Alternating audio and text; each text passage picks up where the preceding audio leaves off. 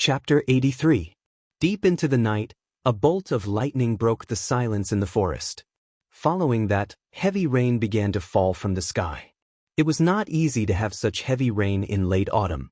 Lin Muyu put on her armor, opened a black umbrella, and walked out of the resting tent with the burning prairie sword in hand. Tang Xiaoxi and Qin Yin's tents were further away, guarded by Qin Lei and Feng Jixing. The rain landed on the oil paper umbrella with pitter-patter. The stars could no longer be seen in the sky, and the bonfire on the ground was also struggling in the rain.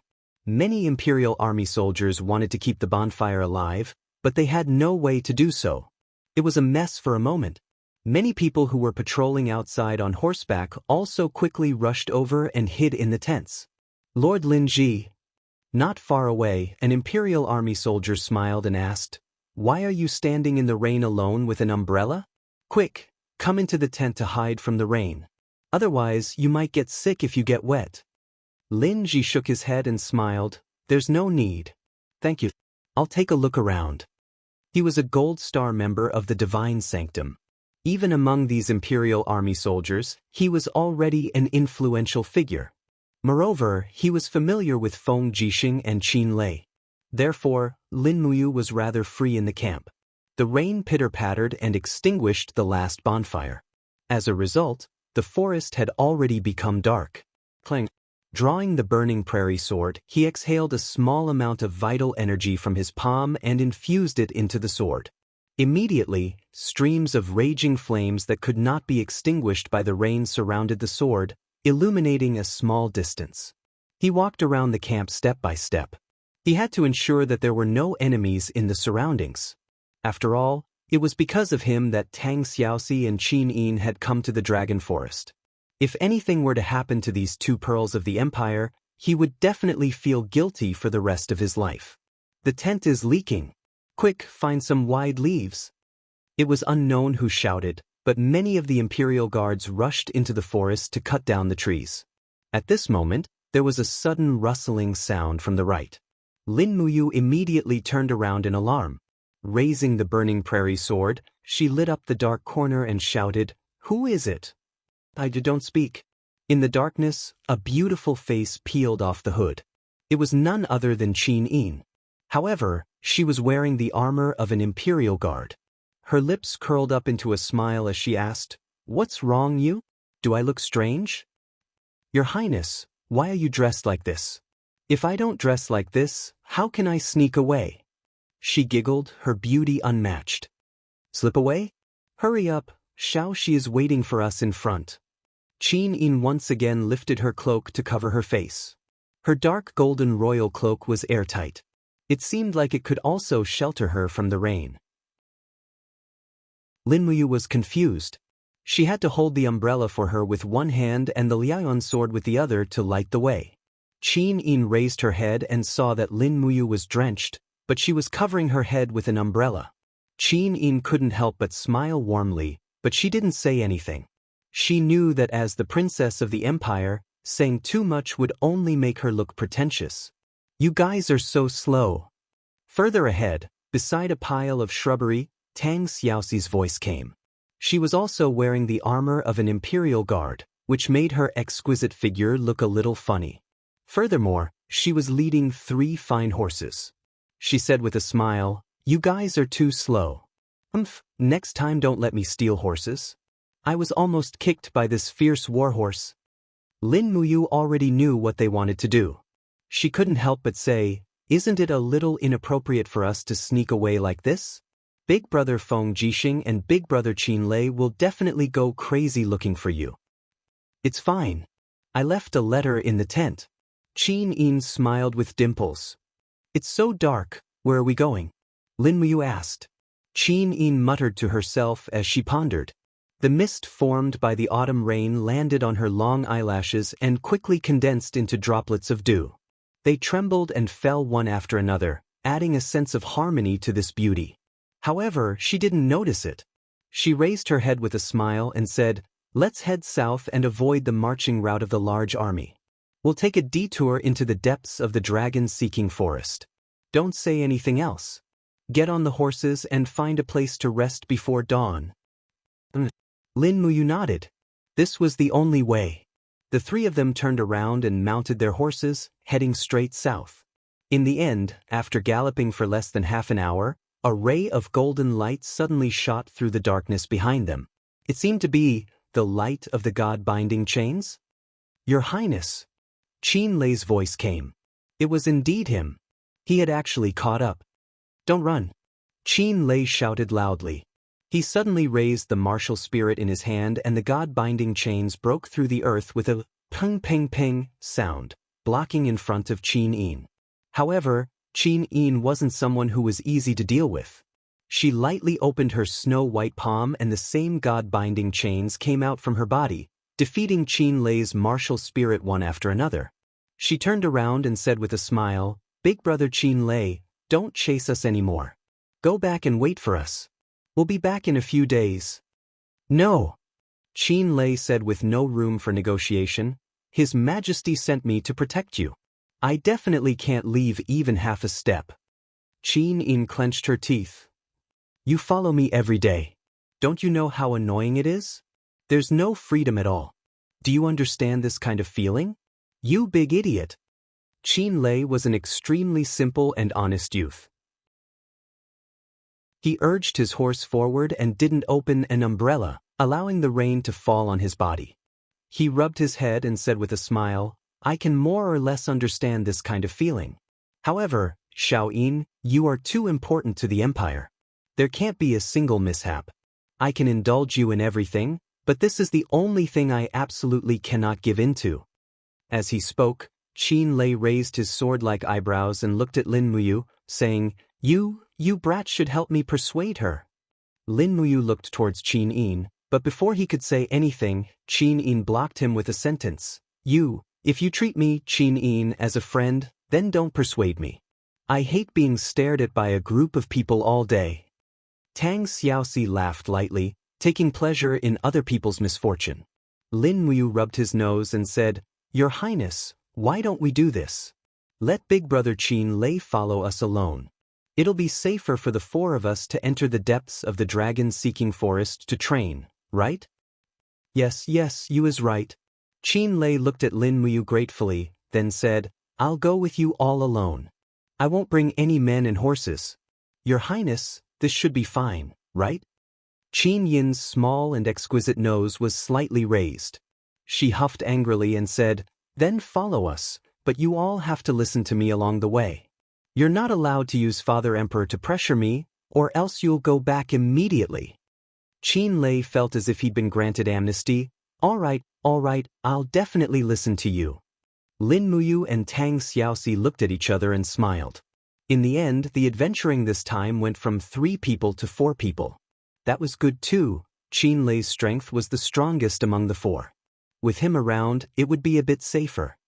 Traveling 100 miles in the night, they encountered a few spirit beasts below 1,000 years old, but they were all easily taken care of by Lin Muyu and Qin Lei. Qin Lei had seen Lin Muyu's 4-elemental imperial sword at the last Eve festival banquet, so he admired this handsome youth very much. So even though there was a great disparity between their statuses, he was still very polite along the way. The rain stopped, and the sky brightened. Sunlight fell on their bodies. Qin Yin rode on a warhorse, her whole body enshrouded in a faint fiery light. Unknowingly, she'd already used the god-binding lock's fiery strength to dry the clothes on her body. Tang Xiaoxi's martial spirit was a firefox, so she could naturally do it easily as well. As for Lin Muyu and Qin Lei, it wasn't so troublesome. The fiery energy of their virgin bodies was enough to dry their clothes. The 3 took a roundabout route south, and after a day, they finally entered the depths of the dragon-seeking forest.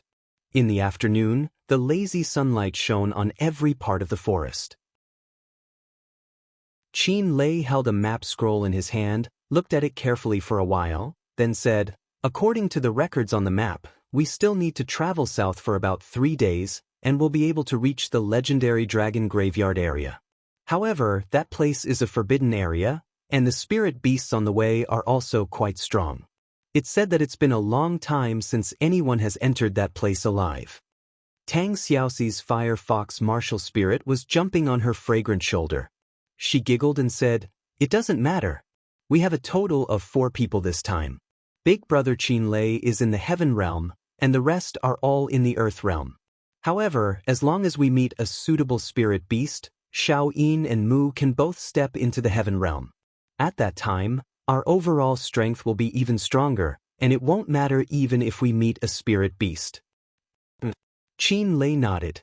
Holding a war blade that flickered with lightning, he urged his horse to walk at the very front. This blade had quite a history. It was called the Thunder Split Blade, and it was said to be a mysterious great treasured blade. Prince Yuning had gone through a lot of trouble to get his hands on it, and in the end he gave it to his eldest son, Qinlei. It also made Qinlei one of the few experts in the imperial city, so much so that when the Thunder Split Blade was mentioned in the imperial city, they would definitely think of Qinlei, and when Qinlei was mentioned, they would definitely not forget his Thunder Split Blade. What kind of martial spirit does you need? Seeing that Lin Muyu had been silently hurrying along, Qin Yin tilted her head, smiled, and asked in a gentle voice. Lin Muyu was startled and a little overwhelmed by the favor. In fact, he had seen countless beautiful women in his original world, but none of those women could be mentioned in the same breath as Qin Yin. The Qin Yin in front of him, whether it was in terms of temperament or appearance, surpassed him by too much. That kind of celestial beauty, that kind of luxurious beauty, was not something that common rouge and powder could compare with. A plant-type spirit beast is fine, and it's also fine if it's not. My martial spirit isn't picky, thank you for your concern, Your Highness. Qin Yin couldn't help giggling and said, a martial spirit that isn't picky? You is really interesting. Just at this time, Qinlei suddenly raised his arm in front of them and said in a low voice, I'm afraid that the spirit beast that isn't picky has already arrived. Everyone be careful, there's a spirit beast 300 meters to our north, with a lifespan of at least 5,000 years. 5,000 years? Not only was Qin Yin not worried, she even revealed a trace of excitement. Raising her hand, she drew the sword at her waist and said with a smile, then let's prepare to make our move? Wait first. Qinlei's expression was extremely grave and said, it's a stone beast, its surface is even harder than stone, and its strength is extremely great. Moreover, a 5,000-year-old stone beast is even more not to be underestimated. You, prepare to attack together with me. With your martial spirit's defense, it's even more convenient to deal with this kind of stone beast. Lin Muyu drew her long sword and said cheerfully, N. Chapter 84. A huge rock that seemed to be grayish-white was entrenched in the middle of the valley. It was as big as a disc, but upon closer inspection, one could discover that the surface of the rock was actually made up of rock scales. This was a stone beast that was curled up together. Furthermore, it seemed to have discovered the scent of humans as its body slowly moved and let out a low roar.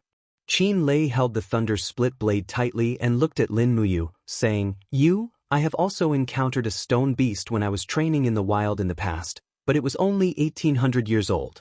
You must not underestimate the strength of the stone beast. Its movements are very agile, and its claws are sharp. One strike is enough to break a 10-centimeter thick heavy shield. Furthermore, the rock scales on its surface are very thick, and normal attacks cannot break it.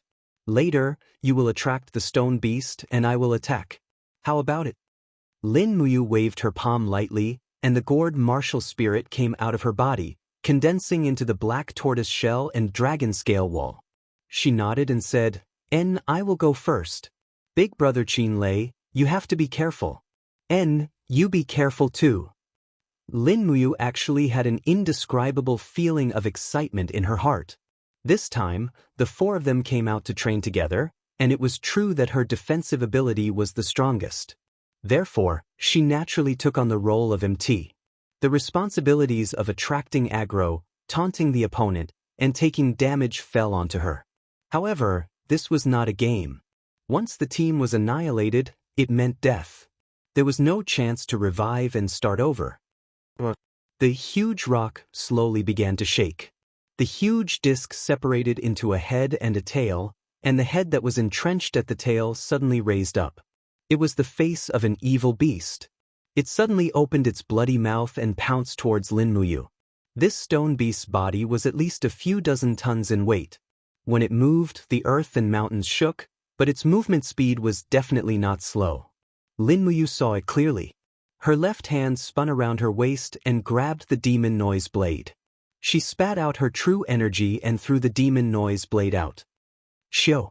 This hidden weapon carried a sharp whistling sound as it rushed towards the weak point of the stone beast's head, its eyes.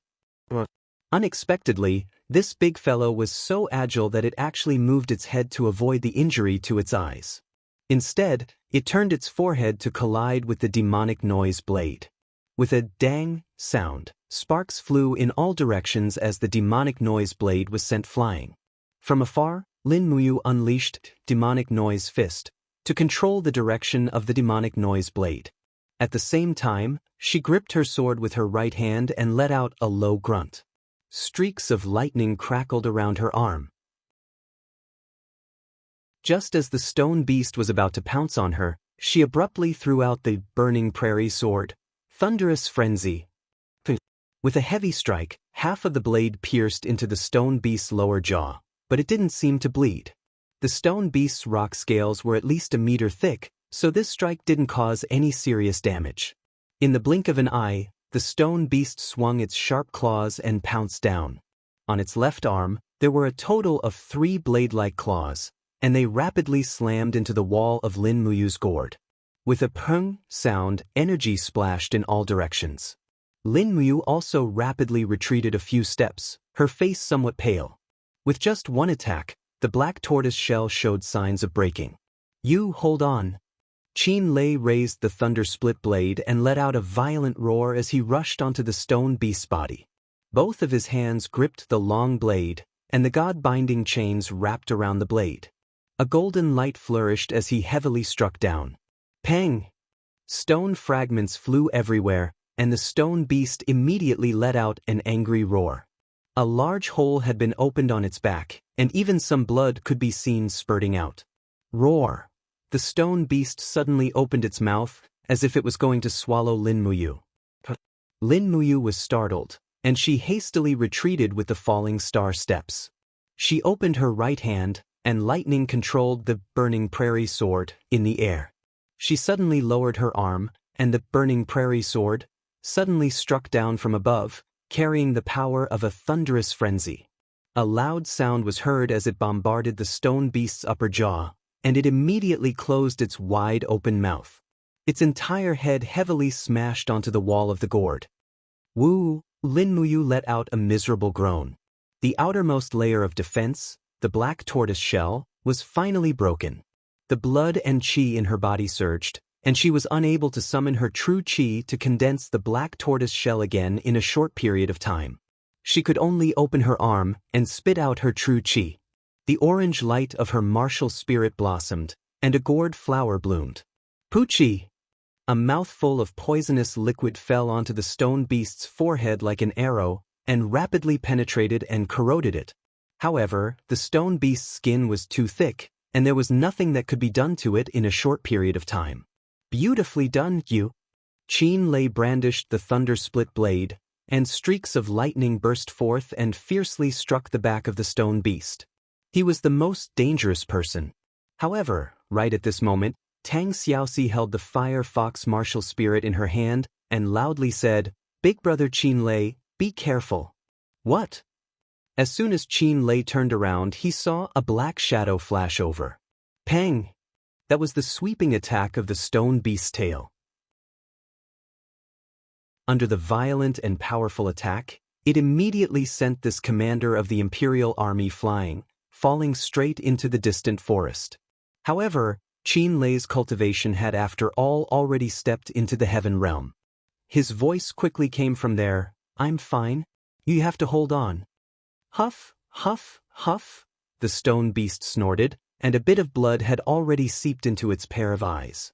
Its blood-red pupils stared fixedly at Lin Muyu, and both of its claws flew about. In an instant, it pounced on her several times, blasting the dragon scale wall to the point of almost collapsing. However, Lin Muyu did not have much of a way to deal with this big guy. After all, his martial spirit specialized in defense, and even the destructive power of the four-elemental imperial sword was far from being able to compare to Qin Lei, who had the support of the god-binding shackles. "Mu, be careful!" Tang Xiaoxi launched an attack from the flank, and the firefox cried out loudly. However, her penetrative power was too weak, and practically did not make the stone beast feel any pain, so it naturally ignored her. This angered Tang Xiaoxi to the point of whimpering. The feeling of not having any sense of existence made the proud princess a little unable to bear it. The true qi in her body was becoming more and more unable to be quickly activated. Just as Lin Muyu was feeling anxious, rays of golden light suddenly appeared around her body, and Qin Yin's voice came from behind, "God-binding power." This was Qin Yin's martial spirit skill, and could also be considered as a support skill, increasing the target's attack power. "Attack you," she said while breathing rapidly. It seemed that releasing the god-binding power had already consumed a lot of her strength. When the god-binding power entered her body, Lin Muyu could clearly feel the surging power in her blood vessels, and a feeling that she had to spit it out was on the verge of bursting out. She lightly raised her arm, and the black tortoise shell actually condensed again. True qi surged around her body, and she grabbed the spinning demonic noise blade and threw it out again.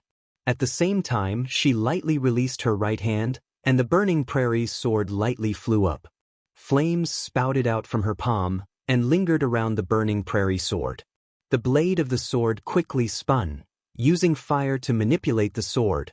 Furthermore, she used the true dragon essence fire this time.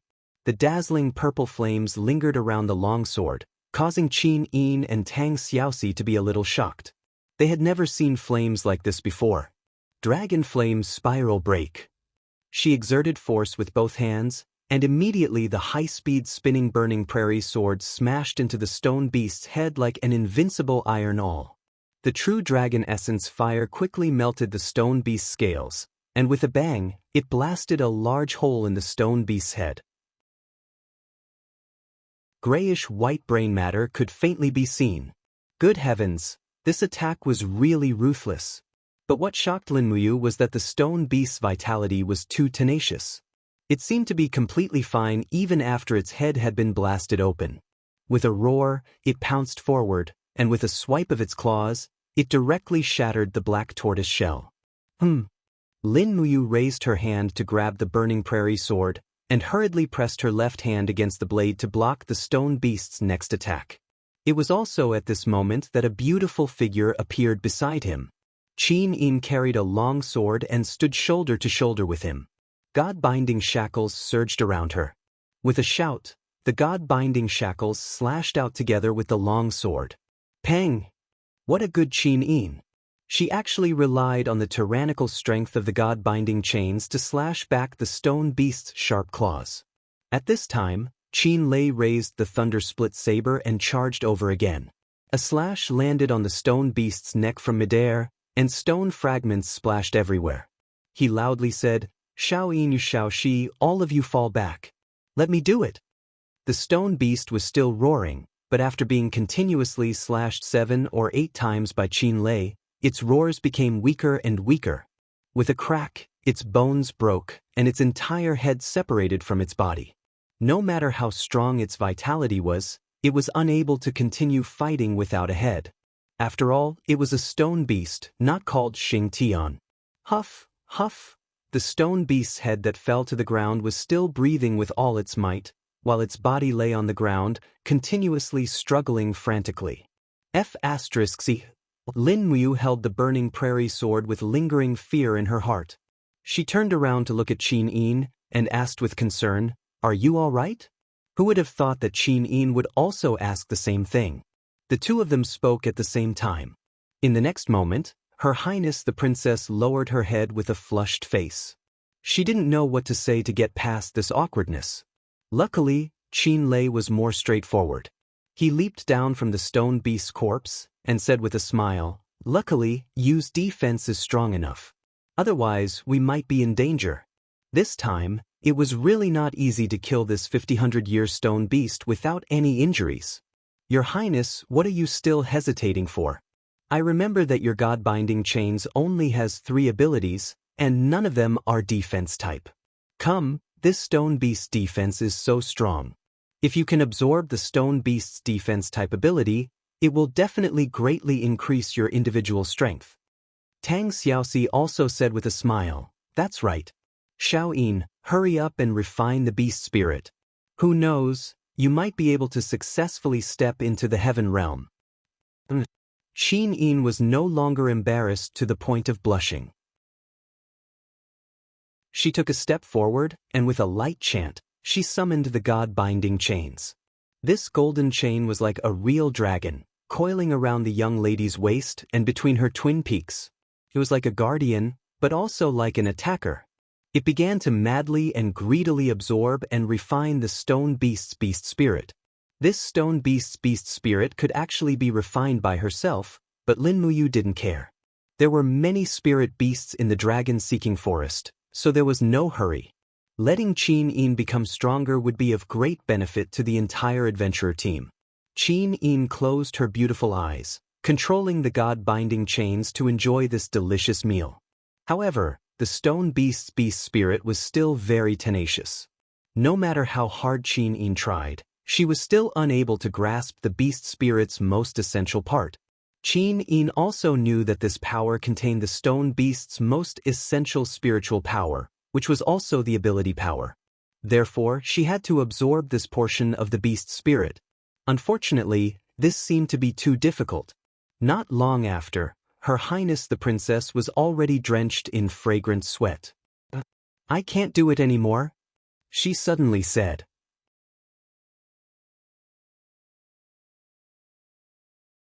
Chapter 85. Do you need help? Lin Muyu sheathed his long sword and asked calmly from the side. Qin Lei was stunned. You can help? As far as I know, the process of refining the beast spirit is not something that others can interfere with, right? Xiaoyin, if you really can't refine the skill, then don't force yourself, otherwise you will hurt your body. Tang Xiaoxi crossed her arms in front of her chest and said, if Mu can help, then don't hesitate. Lin Muyu walked to Qin Yin's side and a faint fragrance of a young girl entered his nose. His heart couldn't help but sway, but he immediately reprimanded himself in his heart.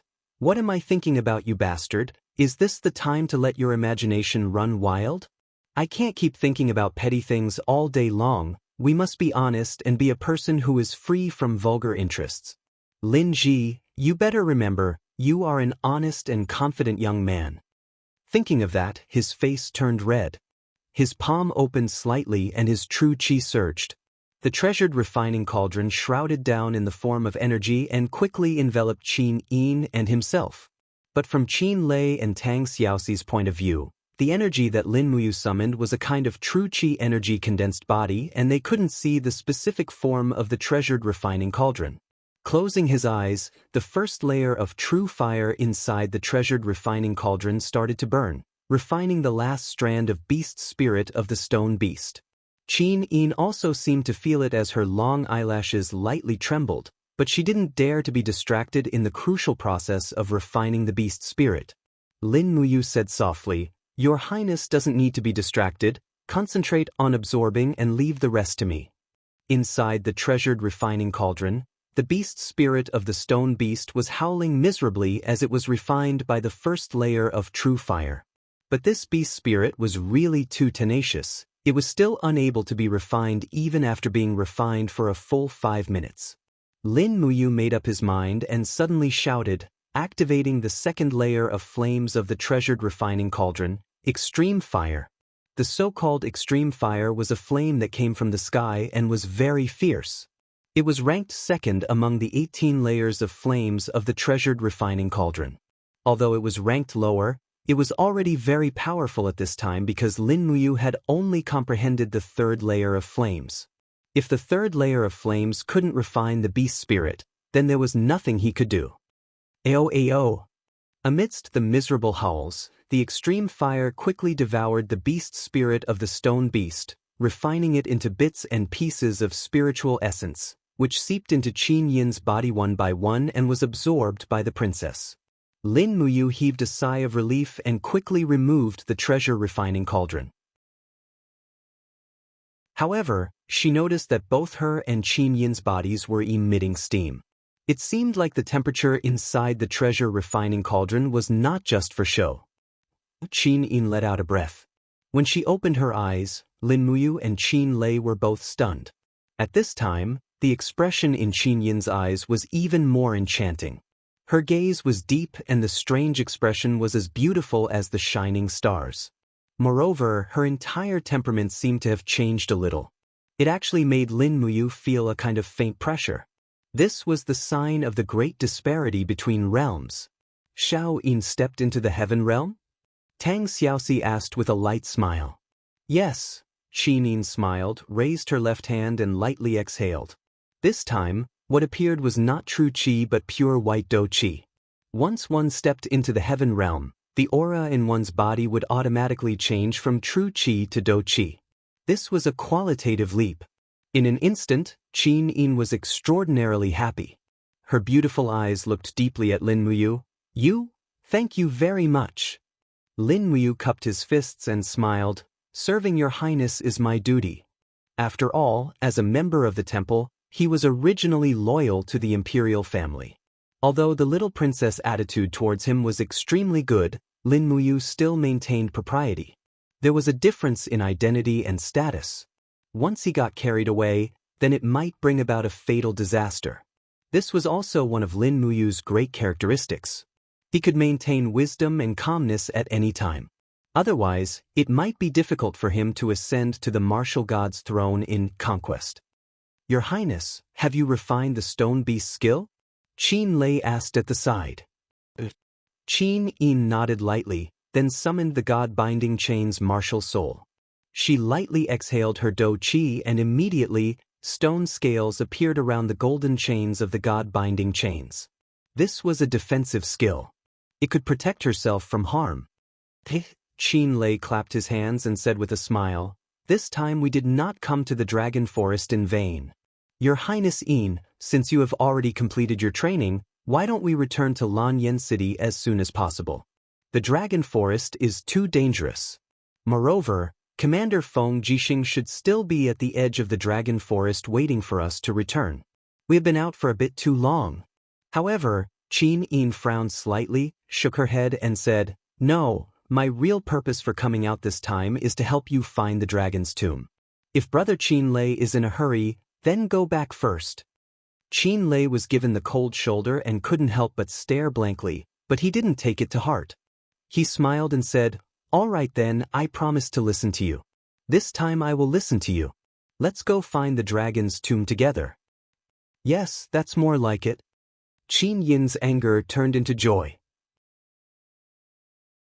The few of them rested for a bit and recovered their true qi and physical strength before continuing on their journey. Before dusk, they found a suitable place to rest in the Dragon Forest. It was a very dry cave, and the weeds in the cave were very dry. Furthermore, the original owner was a 1,200-year-old spiritual bear, which was killed by Qin Lei with one slash. The spirit stone was taken away by Lin Muyu. A spirit stone that was over 1,000 years old was very good to be used to forge weapons, so it shouldn't be wasted. Jin Xiaotang of the Imperial Merchant Guild probably still didn't know that he was good at forging weapons. Otherwise, it would have definitely caused a ruckus again. The Imperial Merchant Guild didn't lack anything. The only thing it lacked was high-grade weapons. Those nobles, officials, and sons of rich families would wait in the Merchant Guild every day, waiting for someone who lacked money to auction a suitable weapon. Actually, over there, spirit-grade weapons were already very popular, and mysterious-grade weapons were even more popular. If he could forge a saint-grade weapon, perhaps the entire Imperial Merchant Guild would change. Qin Lei took a blanket from the back of the horse, and after laying it on the ground, he said, Your Highness, it's very tough for us in the wilderness, so this is the only way. You and Princess, she can sleep here tonight. You and I can sleep on the hay outside. Qin Yin smiled faintly. Thank you for your hard work, Brother Qin Lei. All right, where's you? He's outside. I don't know what he's doing. Qin Yin lifted the hem of her skirt and walked out of the cave lightly, only to see Lin Muyu holding the burning prairie sword and quietly inspecting the terrain outside. His brows were tightly knitted, and the white robe behind him swayed slightly in the wind. He was very handsome. In an instant, Qin Yin's heart fluttered, and her heartbeat seemed to quicken. Although Feng Jixing, Chu Huaying, and the others were all handsome men, this Lin Muyu in front of her seemed to have an extra special temperament compared to them. What am I thinking? Qin Yin stamped her little boots and vented her anger at herself, feeling both ashamed and angry. This princess was really arrogant and pampered. Lin Muyu raised her head and saw Qin Yin standing under the mountain rock with a red face. She couldn't help but ask with a smile, "Your Highness, what's wrong?" Qin Yin was stunned, and her face became even redder. Nothing, nothing? You've been patrolling outside for so long, what are you inspecting? Oh, I suspect that there's a spirit beast that's older, and it's of the fire attribute. Why do you say that? When I was training in the Seven Stars Forest with Chu and Xiaoxi, we also encountered this kind of terrain. Not a single blade of grass grew, and everything was withered. This means that there's a fire attribute spirit beast living nearby, and it's not young. Qin Yin was stunned. Then why is the spiritual bear that we just killed still living here? Logically speaking, that fire-type spirit beast should have swallowed the spiritual bear long ago. That's hard to say. The corners of Lin Muyu's mouth curled up, and she smiled. Perhaps that fire attribute spirit beast is just raising the spiritual bear like a pig. I see. Then what should we do? Don't worry, I'll be careful. If this spirit beast really comes to find trouble with us, we'll just kill it. It just so happens that Xiaoxi is about to step into the third heaven of the earth realm, and she needs a suitable beast spirit of the fire attribute spirit beast. If it dares to come, I'll be more than happy. Late at night, Qin Yin and Tang Xiaoxi were sleeping in each other's arms. The two of them were exhausted after a day of traveling. Qin Lei was holding the thunder split blade, and his tiger eyes were wide open as he looked at the rock at the top of the cave, standing guard 3 meters away from the two girls. As the commander of the Imperial Army, Qin Lei's greatest responsibility was to protect the heir to the empire. However, when Qin Lei turned around to look, his gaze fell upon Qin Yin's bright and clean face, and there seemed to be another kind of indescribable emotion in his eyes. He sighed, and the hand that was holding the thunder split blade tightened a little. Outside the cave, a bonfire swayed in the night wind. The late autumn night was already very cold, especially after the autumn rain, as if it was going to be winter soon. Lin Muyu held the burning prairie sword in her arms and looked at the swaying light of the fire, her clear eyes filled with melancholy. He wondered how his father was doing. Was his old man still in good health? At the thought of this, Lin Muyu's eyes instantly became moist. She raised her head to look at the sky and murmured, "Father, brother, are you both well now? I miss you both, but I can't go back now. Brother, you must take good care of father. Don't let him work so hard anymore. When I'm not here. Brother, you have to shoulder the entire Long Xian group." At this moment, a soft hissing sound was suddenly heard from afar, and it was accompanied by a scorching heat. It's finally here. As the owner of this area, it was finally time to hunt Lin Muyu, Qin Yin, Tang Xiaoxi, and the other uninvited guests. Lin Muyu called out softly, "Brother Qin Lei, wake up His Highness and Xiaoxi, our guests are here." Qin Lei was startled, and turned around to look, only to find that Qin Yin and Tang Xiaoxi had both woken up, and were looking at him with their beautiful eyes. "Is that fire spiritual beast here?" Tang Xiaoxi was slightly excited.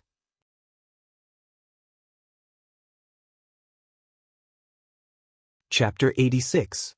Hiss, hiss, flames lingered around the head of the huge beast. This was a huge beast that looked like a lizard. Its blood-red eyes stared greedily at the leaping bonfire. Wild beasts were naturally afraid of wildfire, so it seemed to have some fear towards bonfires. However, the handsome youth wearing a general's robe behind the bonfire made it salivate. If it did not swallow this person alive, this lizard would not be satisfied. Qin Lei carried his battle blade and walked out of the cave. He looked at the spirit beast hidden in the bushes from afar and smiled. There are 3 golden and 4 silver lines of fire on its head. It's a 340,000-year-old fire lizard. This kind of spirit beast is very common in the dragon-seeking forest. However, a 340,000-year-old spirit beast is very suitable for Xianxia to use for her breakthrough. Qin Yin hugged her cloak and walked out of the cave. Her elegant face looked even more enchanting under the moonlight. She smiled lightly and said, "A 340,000-year-old spirit beast. There's no need for me and Xianxia to take action anymore. You and Brother Qin Lei quickly finish it off. After Xianxia has refined the beast spirit, we can still sleep for a while longer. Hurry, hurry." Qin Lei carried his thunder-split blade and walked forward. His gaze was as if he was looking at a prey that had fallen into a trap. He smiled and said, If we don't leave the bonfire, we won't be able to lure it to attack. Let's go, the 2 of us will finish it off quickly." Alright. In reality, Lin Muyu did not think much of this fire lizard. When he and Chu Yao were hiding in the 7 Stars forest, they had also killed a fire lizard. Although it was only 1,700 years old, at that time, his cultivation was still low. Now, it was completely different. He possessed the 4-elemental imperial sword and the true dragon primary fire. He did not need to care about this 340,000-year-old spirit beast at all. He raised his sword and rushed out, saying with a smile, "Big Brother Qin Lei, let's see who can kill this fire lizard first." Qin Lei raised his blade and rushed forward, scolding with a smile, "You stinking brat, you didn't even say a word. You ran so fast, how could I catch up?" Hiss hiss, when the fire lizard saw the 2 approaching, it immediately spat out its tongue and quickly pounced over. Its movements were very agile, but it had underestimated the strength of the young man in front of it. Whoosh! The burning prairie sword sped over, wrapped in thick lightning. Lin Muyu had directly used the shocking thunder wild wave to greet it. Sparks flew in all directions. The fire lizard's fire breath was actually pierced through by the burning prairie sword. The sword light pierced through the lizard's upper jaw, leaving behind a bloody hole. Thankfully, it did not hit its brain. Otherwise, the fire lizard would have been killed on the spot. Lin Muyu raised her palm. Lightning chains soared into the sky as she controlled the burning prairie sword to attack from the sky. Roar! The fire lizard roared and attempted to counterattack, but it was caught off guard by Lin Muyu's demonic sound fist right in the eye area. As it retreated while screaming, its tail suddenly trembled. The burning prairie sword followed the wind and directly pierced through the fire lizard's tail, nailing it to the rock. This time, it couldn't even run away. Qin Lei laughed out loud. His figure swept across the sky, and he raised the thunder-split blade. Streaks of lightning enshrouded the thunder-split blade. This mighty attack must be Qin Lei's signature skill, right? Fierce thunder blade. With a pu sound, fresh blood splattered. Qin Lei's blade technique was too overbearing. He had actually chopped off the fire lizard's head from the middle. Not only that, his entire body was covered with a biting cold wind force. Suddenly, he held the blade in his hand and swept it horizontally as he shouted, "Dragon's Rush!" Blood splattered everywhere. This massacre scene was not suitable for children. The fire lizard was cut into pieces by Qin Lei's sweeping attack, and there was a faint dragon roar. Qin Lei must have the dragon force in his body, or else the destructive power shouldn't be so exaggerated. Pa! Lin Muyu grabbed the burning prairie sword that was flying over and said, "Big Brother Qin Lei, don't randomly slash anymore. This fire lizard is a bloody mess. How is Xianxia going to refine the beast spirit later?" You're right to remind me." Qin Lei, the martial maniac, quickly put away the blade and said with a smile, "Princess Xi, you can come over and absorb the beast spirit. This 3,400 years old spirit beast should be enough for you to break through." Tang Xiaoxi looked at the bloodstains on the ground and was a little speechless. However, she still stepped on the blood of the spirit beast and released the fire fox martial soul to begin refining the beast spirit. Lin Muyu held onto the long sword and stood guard at the side. When Tang Xiaoxi reached the crucial moment, she released the artifact refining cauldron without saying a word. Immediately, Flames rapidly revolved and enveloped the two of them. Qin Yin and Qin Lei didn't say anything, but they knew that Lin Muyu was helping Tang Xiaoxi refine the essence of the beast spirit. This process wasn't considered long. It was completed in less than 20 minutes. Phew! Lin Muyu heaved a sigh of relief and put away the artifact refining cauldron. Her eyes emitted a bright light as she looked at the barren fertile land and said with a smile, Xiaoxi has already refined this fire lizard skill. Qin Yin laughed lightly. Really? Tang Xiaoxi also opened her beautiful eyes. Her pair of beautiful eyes were sparkling as she said with a smile, It's all thanks to Mu's help. I feel that his power is helping me control the fire lizard's essence. Otherwise, with my power, I might not be able to suppress it. Qin Lei was greatly surprised and said, What method did you use to help His Highness and the princess refine the essence of the beast spirit? According to what I know, when refining the beast spirit, the chances of absorbing the skill is not more than 30%. How did you do it? Lin Muyu rubbed her nose and said with a smile, Some secrets can only belong to me alone. Big brother Qin Lei, don't ask any more. In any case, I won't harm you guys in this lifetime. Qin Yin couldn't help but smile. All right then. If you isn't willing to say, then we won't ask any more. Let's go back and continue to rest for a while. In another day, we'll roughly be able to enter the dragon's tomb's domain.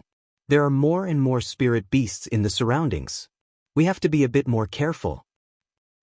Lin Muyu nodded. After the few of them had fallen asleep, he still hugged the burning prairie sword and stared blankly at the sky. The Milky Way was brilliant. Everyone said that one of the stars belonged to you. However, which star belonged to him? This piece of land was called the Shattered Cauldron Realm. The only human empire was called the Qin Empire. It was controlled by a group of people from the Qin family who possessed the bloodline of the true dragon. And what was the meaning of him coming here? But after experiencing so much, would he really not have any comprehension? Those nights, when he woke up from his nightmares, what was it for? He thought of Xianxia, the woman who chose to die to protect him. Was she weak? No, she was actually very brave. He thought of Chu Feng. He spent his entire life protecting Chu Yao, but in the end he died unjustly in the hands of vile people. Was he stupid? No, he was actually very persistent. He thought of Little Beansprout and Qin Xiling. These weak people were all fighting for their lives. Were they pitiful? No, they had already done their best. He thought of Zhang Wei. This unyielding man had now become a cripple. He thought of Tang Xiaoxi. The kind and pure Xiaoxi had completely disregarded all dangers for him. He thought of Qin Yin. This beautiful princess trusted and relied on him. He thought of Feng Jixing, Qin Lei, and Chu Huaying. It seemed that unknowingly he had already found a reason to continue fighting in this world. At the break of dawn, a golden ray of light fell on Lin Muyu's face. It was unknown when he had fallen asleep, but he still held the prairie fire sword in his hands. His head was slightly tilted outwards, maintaining a vigilant posture. But in the end, he still fell asleep. Qin Yin carefully held the sword and knelt beside Lin Muyu. She tilted her head and looked at his sleeping face. She seemed to be interested, but she couldn't bear to wake him up. She knew that Lin Muyu actually didn't sleep for too long. He only slept after dawn. Even Qin Lei was snoring, but he didn't. He was awake the whole night. The late autumn morning was very cold. Tang Xiaoxi tightened her cloak and raised her head with a smile. Qin Yin made a gesture to lower her voice. She laughed softly and said, "Be quiet. Let him sleep a while more." Tang Xiaoxi smiled slightly. She opened her bag and found some cooked meat. Then she carefully raised her hand and used the power of her fire fox martial spirit to reignite the bonfire. As she boiled water on the iron pot, she also sliced the cooked meat and threw it in. They couldn't eat good food in the wilderness, but to be able to drink a pot of boiling meat soup was already a kind of enjoyment. Accompanied by the zhi sound of boiling water, the aroma of meat filled the air. Lin Muyu couldn't help but sniff. His stomach was empty, and he was very hungry. But when he opened his eyes, he found Qin Yin looking at him with a smile. He immediately blushed and said, "Your Highness, are there bugs on my face?" No. Qin Yin's face turned red. You, get up and eat. Even though he only slept for a short while, Lin Muyu already felt the true energy in his veins fill up again. He had already returned to his peak state and could face any challenge. Tang Xiaoxi scooped a bowl of meat soup and gave it to him. After eating the soup and meat, he still felt that it wasn't enough, so he ate another bowl. This made Tang Xiaoxi and Qin Yin a bit embarrassed. They wanted him to eat more, but Lin Muyu and Qin Lei were both big eaters. In the end, the princess and the princess only ate half a bowl each. Why don't you eat more? Lin Muyu asked. Could it be that you want to slim down? Qin Yin didn't quite understand what slimming meant, so she said, the women of the empire usually insist on eating only 50% full. That way they can maintain their beauty. The maids in the palace taught me this since I was young. Lin Muyu sniffled, thinking that Qin Yin's words were enough to shame many of the foodies in modern society. On the side, Qin Lei ate and drank to his heart's content. He raised the thunder split blade and said with a smile, "Today we can enter the dragon graveyard area. At least this is the area marked on the map. You, the next spirit beast's wild beast spirit is yours." Lin Muyu said resentfully, "Then Big Brother Qin Lei must guarantee that you won't go crazy and randomly chop. At the very least, you must ensure that the spirit stone in the spirit beast's body is intact. Otherwise, you'll be like the fire lizard and even the spirit stone was destroyed by you." "I will." "You've reminded me. In reality, things like spirit stones could basically be bought with Jinin coins. Therefore, people of noble birth like Qin Yin, Qin Lei, and Tang Xiaoxi wouldn't care about spirit stones. After all, spirit stones could only store 50% of a spirit beast's spiritual power. The wild beast spirit, on the other hand, could store 100% of the spiritual power. That was the cultivation treasure that Qin Yin, Tang Xiaoxi, and the others fancied. Lin Muyu was different. To her, spirit stones were equivalent to a weapon's guardian beast soul. They were all money. She was a commoner in this world and extremely poor. She had to be frugal, diligent, humble, cautious, meticulous, far-sighted, virtuous, don't bully the young for being poor, strengthen the divine temple's sparring masters, and so on.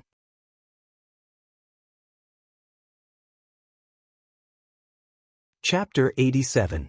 On the fourth day after entering the dragon-seeking forest, the terrain became more and more dangerous, to the extent that it was already impossible to pass through on horseback. They could only lead the war horses and walk step by step through the winding mountains. The road had long been cut off, so they could only rely on Lin Muyu and Qin Lei to wield their weapons in front to open up a path. On this day, they once again encountered 3 spirit beasts that were over 2,000 years old. They were all taken care of one by one, but they still did not encounter any spirit beast that Lin Muyu was interested in. Since they wanted to step into the heaven realm, then they must have a spirit beast with a long lifespan as a sacrifice. The surrounding plants became fewer and fewer. In the blink of an eye, the forest in front was already bare. A formless aura of death enveloped the surroundings. Qin Lei could not help but frown. We seem to have already entered the dragon's tomb area. This strong aura of death is enough to make normal people unable to survive. Really? Everyone wait a moment. Lin Muyu suddenly stopped everyone, then took out a few small bottles of medicine and said, "Everyone drink 1 bottle." "What is this?" Qin Yin asked curiously as she held the medicine. "Concentration powder." Lin Muyu smiled and said, "To be more specific, it is a first-grade concentration powder, a level 6 medicine. It can keep our minds clear, making us immune to all poisons. The aura of death in the dragon's tomb should also not be able to infect our bodies. Concentration powder is only a type of resistance medicine. It must be consumed before the poison takes effect. The effect can last for 3 days. It is up to you whether you want to drink it or not." As he spoke, he raised his head and drank a bottle of concentration powder. Tang Xiaoxi smiled and drank it as well. Qin Yin pulled out the cork and sniffed it. There was a fresh smell and she drank it in 1 gulp as well. Qin Lei was the last person to drink it. As the commander of the imperial army, he had to be on guard. Although he was already quite familiar with Lin Muyu, he still had to be on guard. He could only drink it when he saw that Lin Muyu and the others were fine. The concentration powder turned into a cool feeling and flowed through her body. Qin Yin could not help but smile in surprise, as expected of a first-grade medicine. This feeling is really different. Tang Xiaoxi smiled lightly. Let's go. Yes. Qin Lei carried the thunder split saber and said, You walk in front and open up the path. I'll bring up the rear. Everyone be careful. We're about to enter the Dragon Tombs area. Lin Muyu nodded. She knew that Qin Lei still didn't have 100% trust in her, but this couldn't be blamed on him. Clang. He unsheathed the burning prairie sword and slowly exhaled his true qi. Immediately, the blade of the sword turned red. He urged his horse forward slowly, following the path of the canyon and entering the range of the dragon's tomb. Looking up, he saw that the cliff was extremely steep, forming a thin line above his head. There was even the cawing of crows, making him feel uneasy. On the ground, he could even see pieces of white bones. They were not dragon bones, but human bones. Someone had been here before, and they were already dead. Qin Yin held onto her treasured sword and carefully looked around. Her pair of beautiful eyes were filled with vigilance. The cold wind blew, causing the gold-trimmed dark blue cloak behind her to slowly flutter. Tang Xiaoxi followed closely behind Qin Yin. The firefox was already squatting on her shoulder, ready to attack at any time. Meanwhile, Qin Lei was at the back. Golden iron chains appeared around the thunder-split saber, and the god-binding chains were ready to be unleashed at any time. Smoke lingered in front of them. Very soon, the war horse let out a neigh and became weak and powerless. It was already unable to bear the weight of its rider. Lin Muyu hurriedly got off the horse and said, We can't go on. The miasma here is too heavy. The war horse can't go in. Let's just tie it here. We'll go in. Qin Yin and the others nodded. They got off their horses one by one and walked forward on foot. After walking to the end of the canyon, there was a completely different scene inside. There wasn't much of a deathly aura within the dragon's tomb. Instead, it was full of spring, and hundreds of flowers were in full bloom. A clear river flowed from the canyon, and the roars of wild beasts could be heard from afar. It formed a stark contrast with the deathly aura outside. However, there was one thing that hadn't changed. They could still see piles of bones along the way. Just what kind of thing killed these people? Tang Xiaoxi was a bit flabbergasted. She opened her right hand, and the fiery red ropes that lingered around her wrist loosened one by one.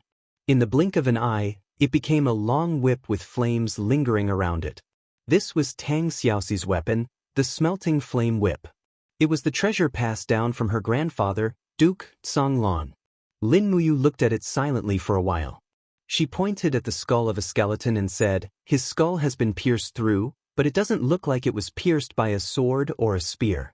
The wound is too small. It's not even as thick as a finger. Then what could it be? Qin Lei was a bit speechless. Let's continue walking. Everyone be careful. With a wung sound, Lin Muyu summoned the martial spirit gourd. With a bit of force, the black tortoise shell and dragon scale wall were both successfully activated. She carried the burning prairie sword and walked at the very front. All of a sudden, a so-so sound came from the ground. A black vine disappeared in a flash, as if it had never appeared before. What was that?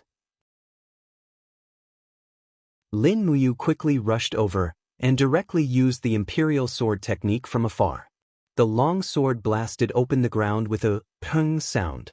The soil and grass flew up, but the vine was nowhere to be seen. To the right, be careful. Qin Lei shouted loudly. A vine pierced over with a so sound. It was like an arrow that left the bough and went straight for Qin Yin's face. There really was something, and it was of the plant type. Pang! Qin Lei went berserk. The thunder-split blade fell down like lightning and chopped the vine into pieces. He extended his hand and pointed to the south and said, This spirit beast's main body is over there. You go over. Lin Muyu did not care so much. The enemy was in the light, and she was in the dark. This was the worst situation. Tang Xiaoxi was exceptionally smart. She did not need anyone to say anything and immediately used the Firefox's skill attack.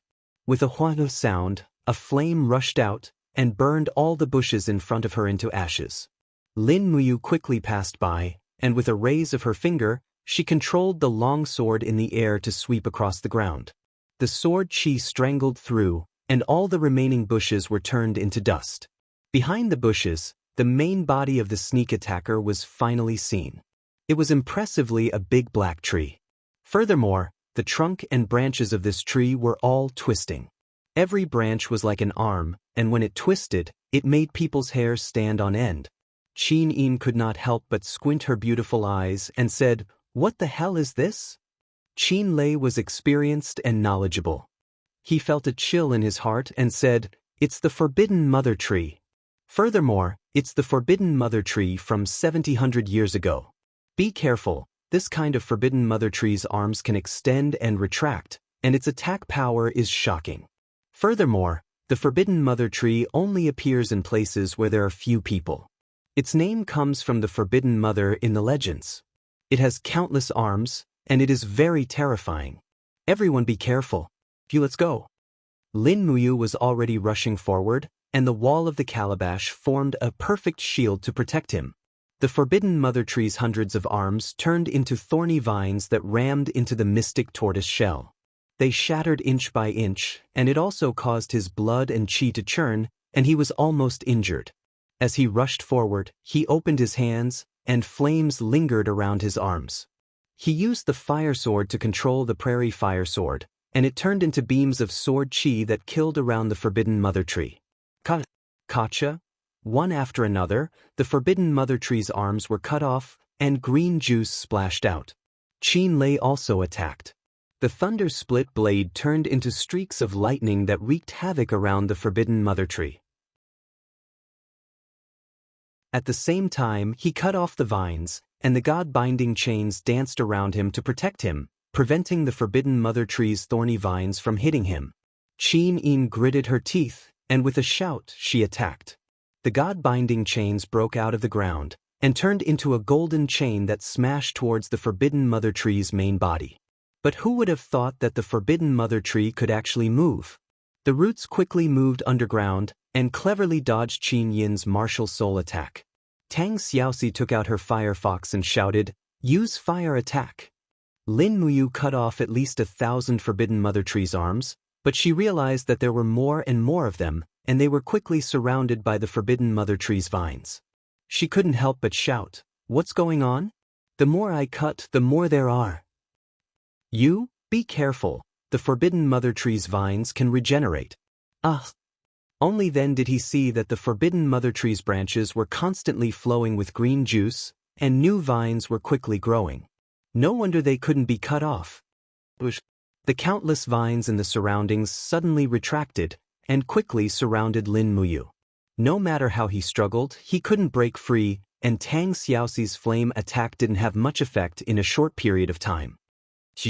The Forbidden Mother Tree was actually shouting, as though it was mocking him, and countless vines turned into thorny vines that pierced towards him. "You!" Qin Lei roared, and quickly raised the thunder-split blade. Countless lightning rays rose up, and ruthlessly smashed onto the Forbidden Mother Tree's main trunk. Pang! Green juice splashed out, but the Forbidden Mother Tree was still regenerating. This thing's life force was not ordinary. Lin Muyu was surrounded by millions of vines, and couldn't break out.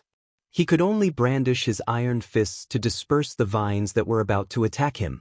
The walls of the gourd could no longer withstand it, and the mystic tortoise shell and dragon scale wall collapsed one after another. Pang! After a ray of golden light, Qin Yin's treasured sword smashed onto the tree trunk with the power of the god-binding chains. She flew up to attack, and a huge gap was blasted open on the tree trunk.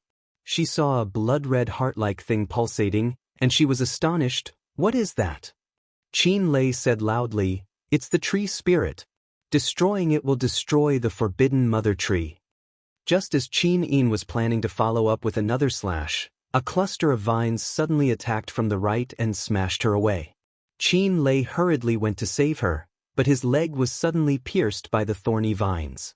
Blood gushed out like a fountain, and he lost his ability to fight for a moment. Xianxia was also entangled by hundreds of vines, and she could only protect herself. Lin Muyu saw everything clearly from the cage. The true dragon essence fire surged in his palm, and he controlled the sword through the air. The prairie fire sword instantly spun at high speed, dragon flames spiral break. Pang! The spiral impact from the outside directly scattered the vines. He leaped out and held the longsword. With a violent shout, he roared in his heart, "7 luminaries profound energy, come out." This was the first time he called out the 7 luminaries profound energy on his own. Immediately, a vigorous force surged in his Ihai, but there seemed to be another kind of power that was restraining the 7 luminaries profound energy, not allowing him to call it out forcefully. But this couldn't stop him.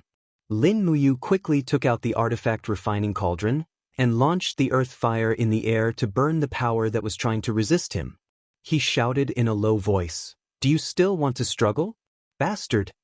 As the strength of the 7 luminaries profound energy rapidly surged into his arm and poured into the longsword.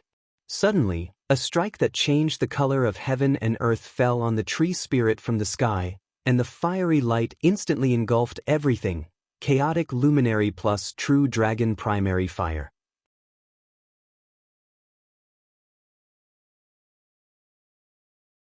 Chapter 88. Boom! The raging flames swallowed the tree trunk along with the tree spirit, turning it into a pile of burning ashes. The first level of the 7 planets' profound energy combined with the true dragon primordial fire indeed had unimaginable destructive power. Even Lin Muyu was shocked by the power of his attack. He was only a 3rd level Earth Realm cultivator, but the power of this attack was much stronger than the Heaven Realm's Qin Yin, Qin Lei, and the others. The moment the tree spirit turned into ashes, the entire Forbidden Mother Tree also lost its life force. The fluffy tree suddenly collapsed, turning into a pile of soft dead matter, and the sap that symbolized life flowed. Qin Yin let out a miserable groan in the grass not far away. Lin Muyu rushed over and helped her up. "Your Highness, are you all right?" Qin Yin's shoulder was injured, and fresh blood soaked through her clothes. It was obvious that the attack from the vine was too strong, and Qin Yin didn't defend well. Quickly taking out a bottle of healing medicine and passing it to Xianxia, Lin Muyu said, "Heal your highness, I'll go see big brother Qin Lei." But when she arrived at Qin Lei's side, she saw Qin Lei sitting on a rock at the side with one leg crossed. He clenched his teeth and pulled out the thorny vine from his leg. Fresh blood flowed out, but he did not make a single sound. This Qin Lei was indeed a man of iron bones. Lin Muyu passed over a bottle of healing medicine and said, "Big brother Qin Lei, this is a high-quality healing medicine. Hurry up and use it. This kind of healing medicine can repair injured tissues at the fastest speed and allow you to recover quickly." "And, thank you." Qin Lei took the medicine and tore the clothes on his leg, pouring the medicine on the wound. At the same time, he curled his lips and said with a smile, "This Forbidden Mother Tree is a 7,000-year-old spirit beast. If you like it, this beast spirit is yours. I haven't cultivated to the level of advancement yet, so using this beast spirit is a waste." Lin Muyu smiled happily. "Then it would be impolite of me to refuse? Okay, go." He came to the side of the Forbidden Mother Tree's corpse and quickly summoned the martial spirit gourd. The orange gourd immediately sensed the rich spirit energy and greedily absorbed it. Furthermore, Lin Muyu automatically opened the artifact refining cauldron's domain and quickly refined the beast spirit. Squeak! After refining for nearly 30 minutes, the voice of the Forbidden Mother Tree came from within the beast spirit. It was resisting as if it was unwilling to become a sacrifice for the gourd. However, its resistance was a little powerless. Lin Muyu forcefully activated the 3rd level of the furnace, the earth fire, and quickly refined the essence of the beast spirit. Buzz! After the gourd was full of energy, it flickered. After absorbing the beast spirit of the Forbidden Mother Tree, the color of the gourd changed from orange to indigo. It was very beautiful. It had also absorbed the Forbidden Mother Tree's skill, Revival, which could greatly increase the recovery rate of life. Lin Muyu could even feel the vitality in her blood. The wound on her shoulder felt numb and itchy, as if the wound was slowly healing itself. Have you refined the skill? Qin Lei asked. N. He nodded his head. The Forbidden Mother Tree's skill seems to be Rebirth, and I refined it into Revival. I'm afraid my recovery speed will be surprisingly fast in the future. Congratulations. Qin Lei held onto the thunder split blade and said with a smile, I never thought that a Forbidden Mother Tree would actually injure the three of us. Only Xiaoxi is not injured at all. Tang Xiaoxi's face turned red.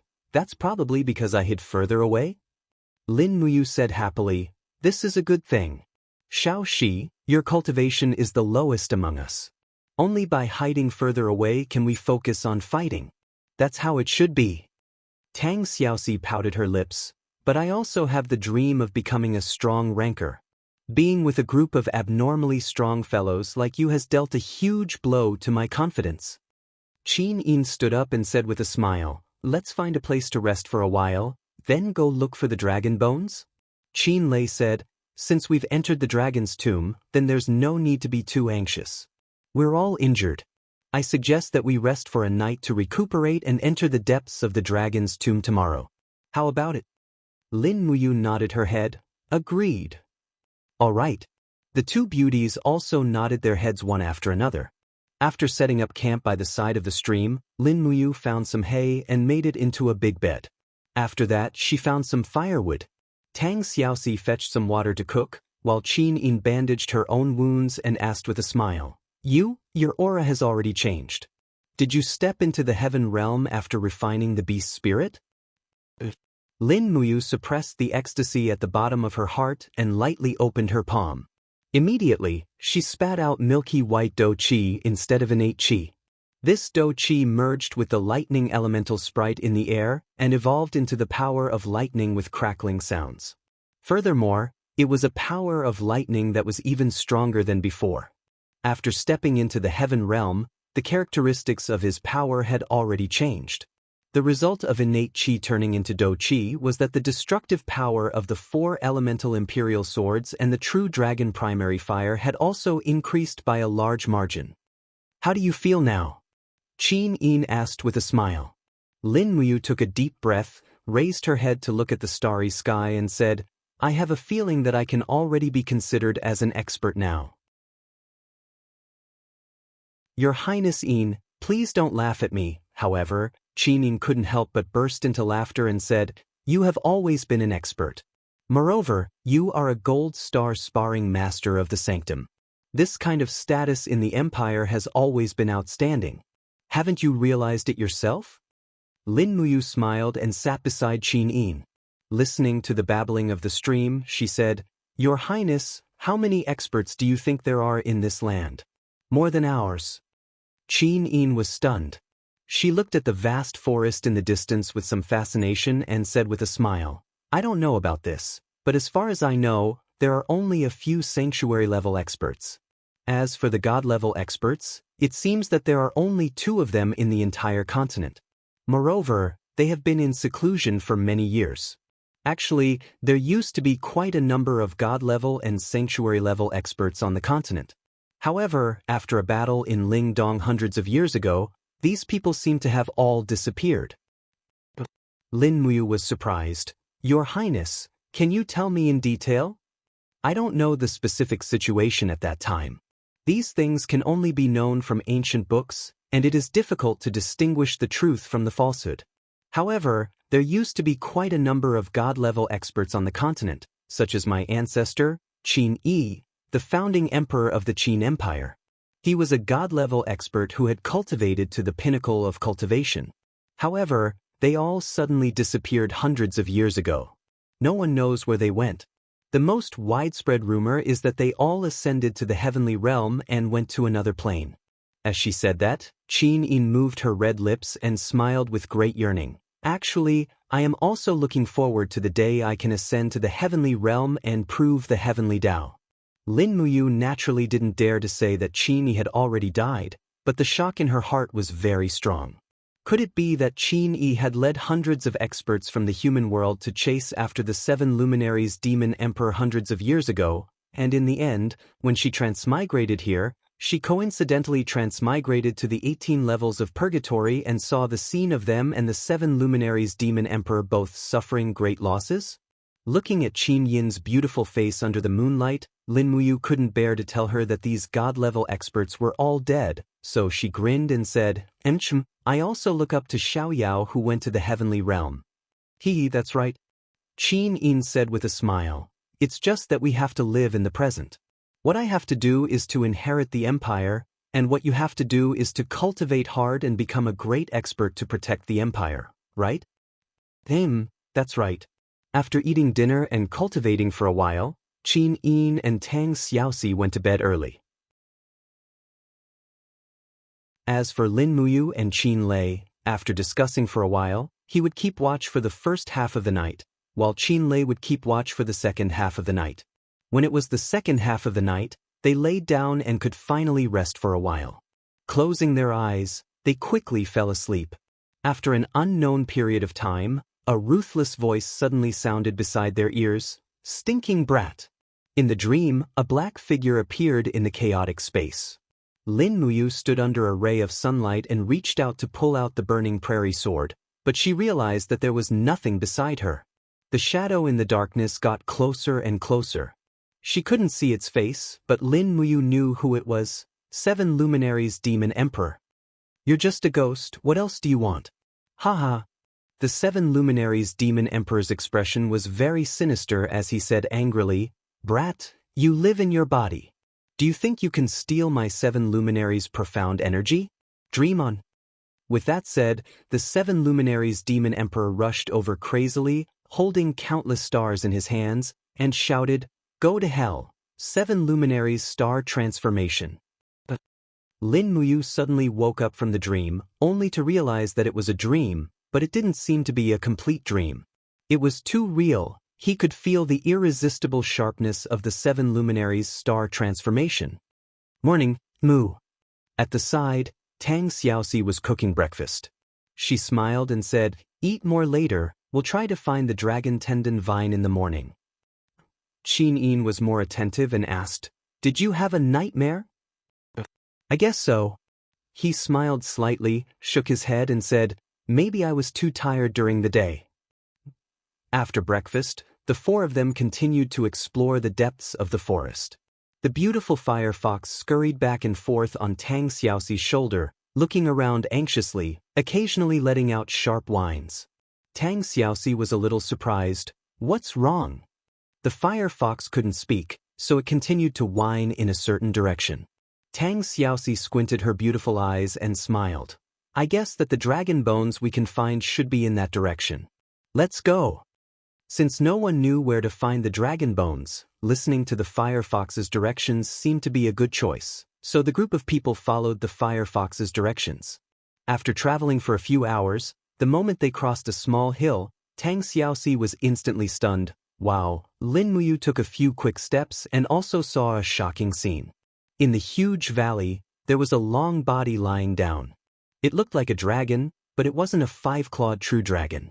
Instead, it was a land dragon, but it could also be called a dragon. Found it.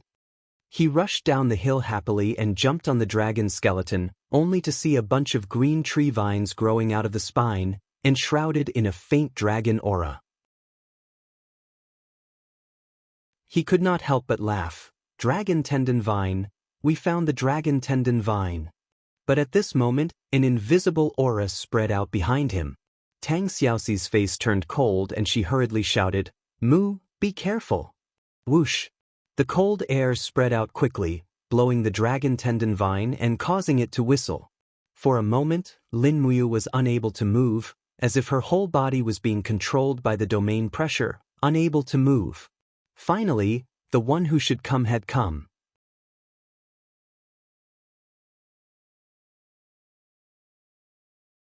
Chapter 89. In the air, a gray-robed elder held a metal staff in his hand. His eyes were filled with ferocity as he stared straight at Lin Muyu. Layers of invisible qi shrouded Lin Muyu, making it impossible for her to move. This elder was even able to stay in the air for a long time as if he was a celestial being. Lin Muyu desperately resisted the opponent's power.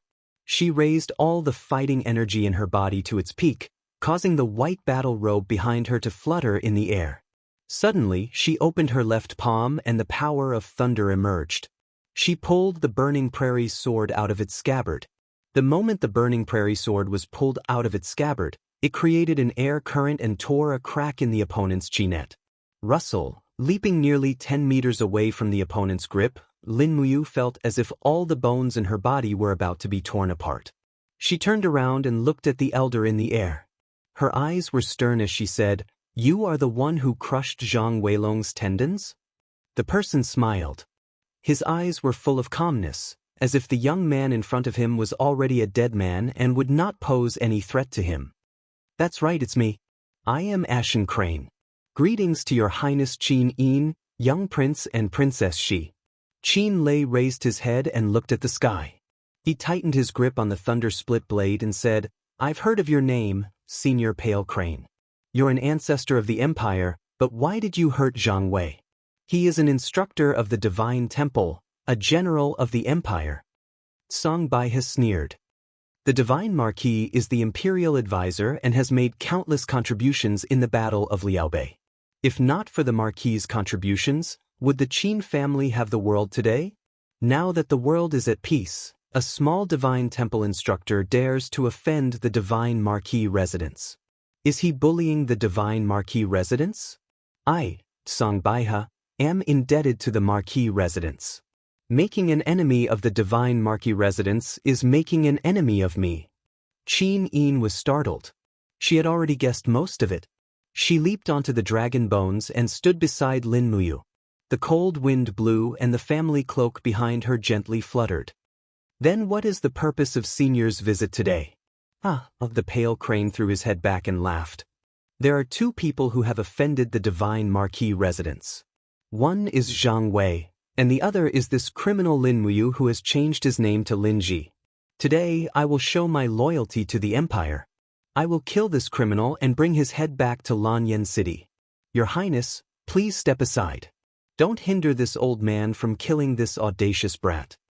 However, Qin Yin abruptly spread her arms, her beautiful face filled with determination.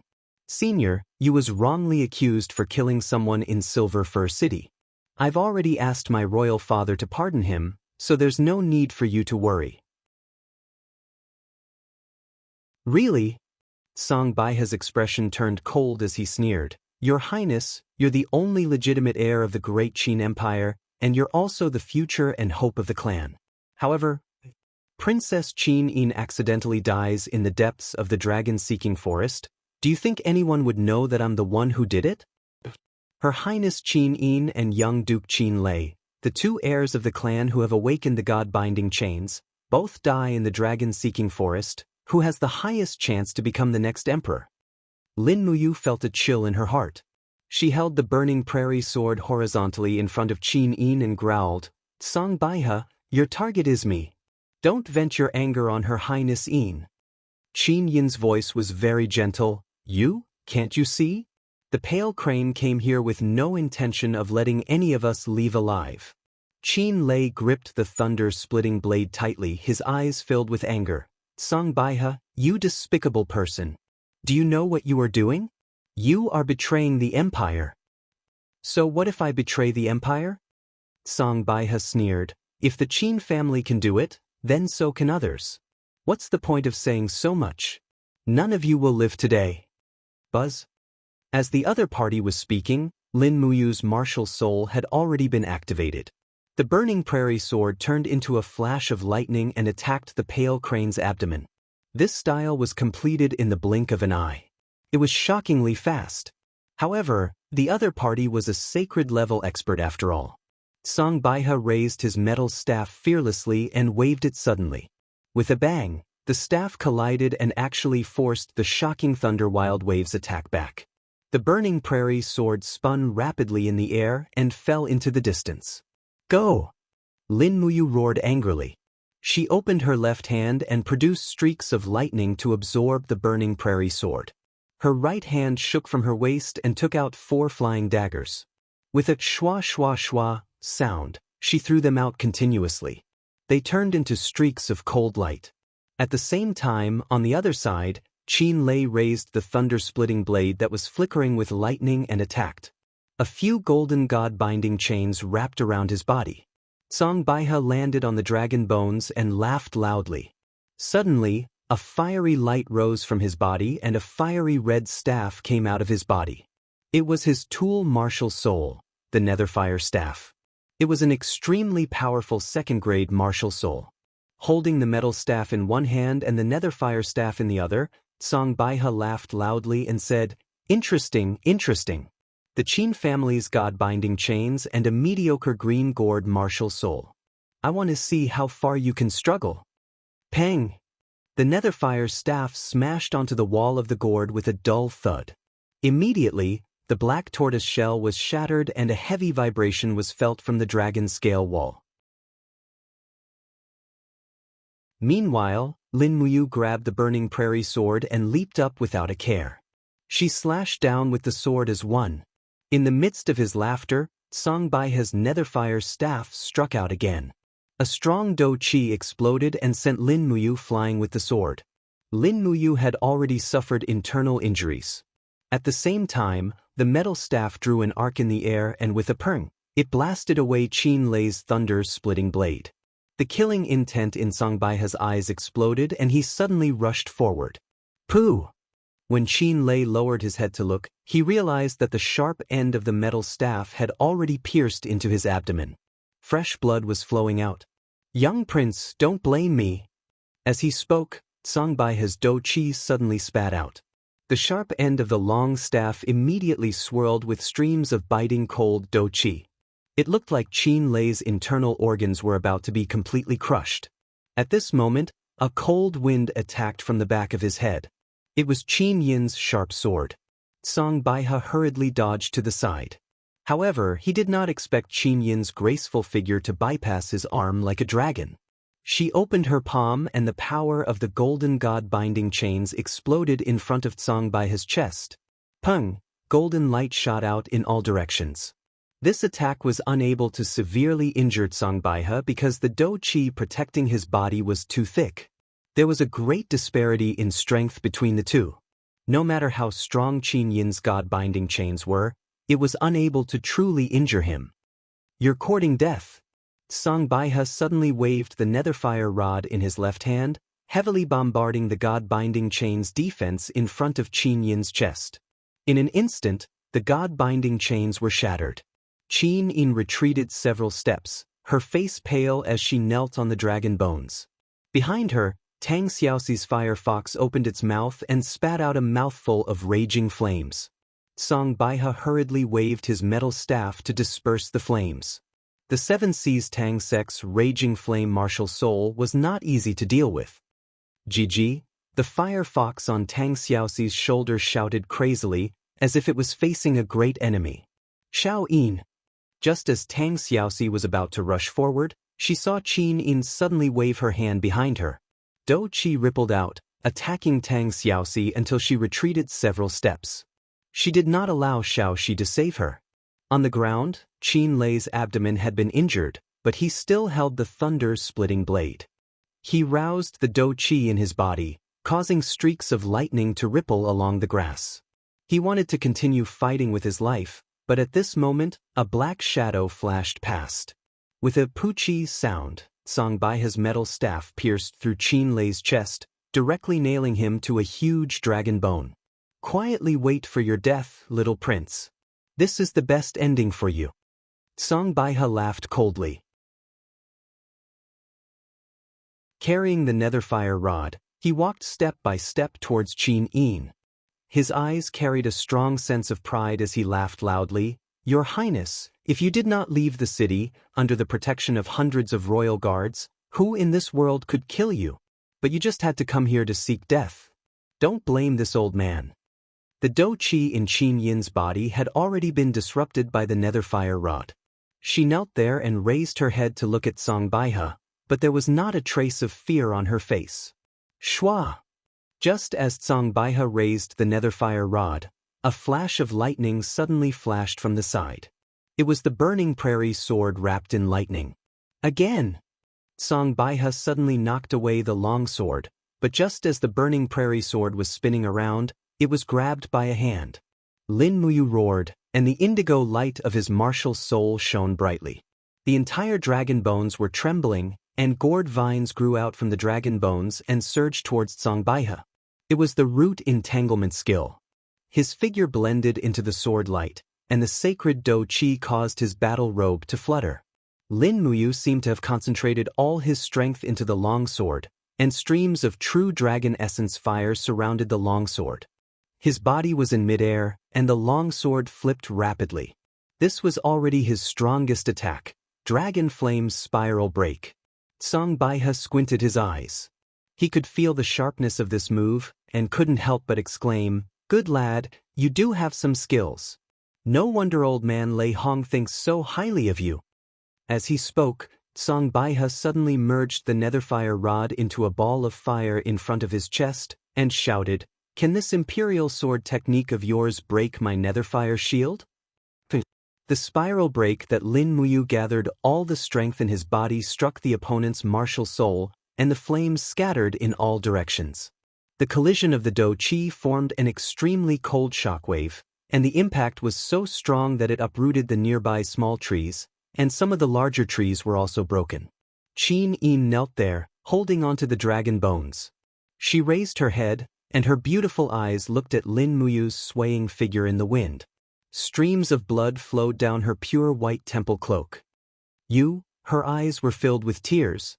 The dragon flame spiral break was still dispersed, and the burning prairie sword was sent flying into the grass 100 meters away.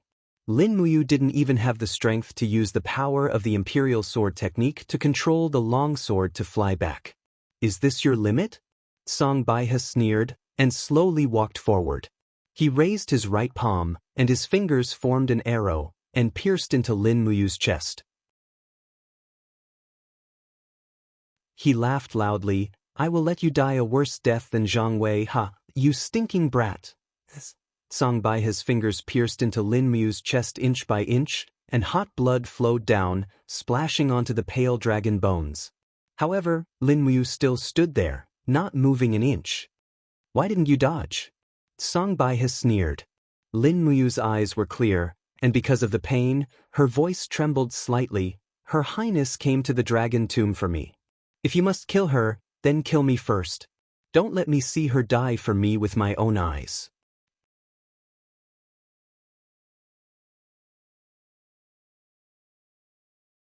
Chapter 90.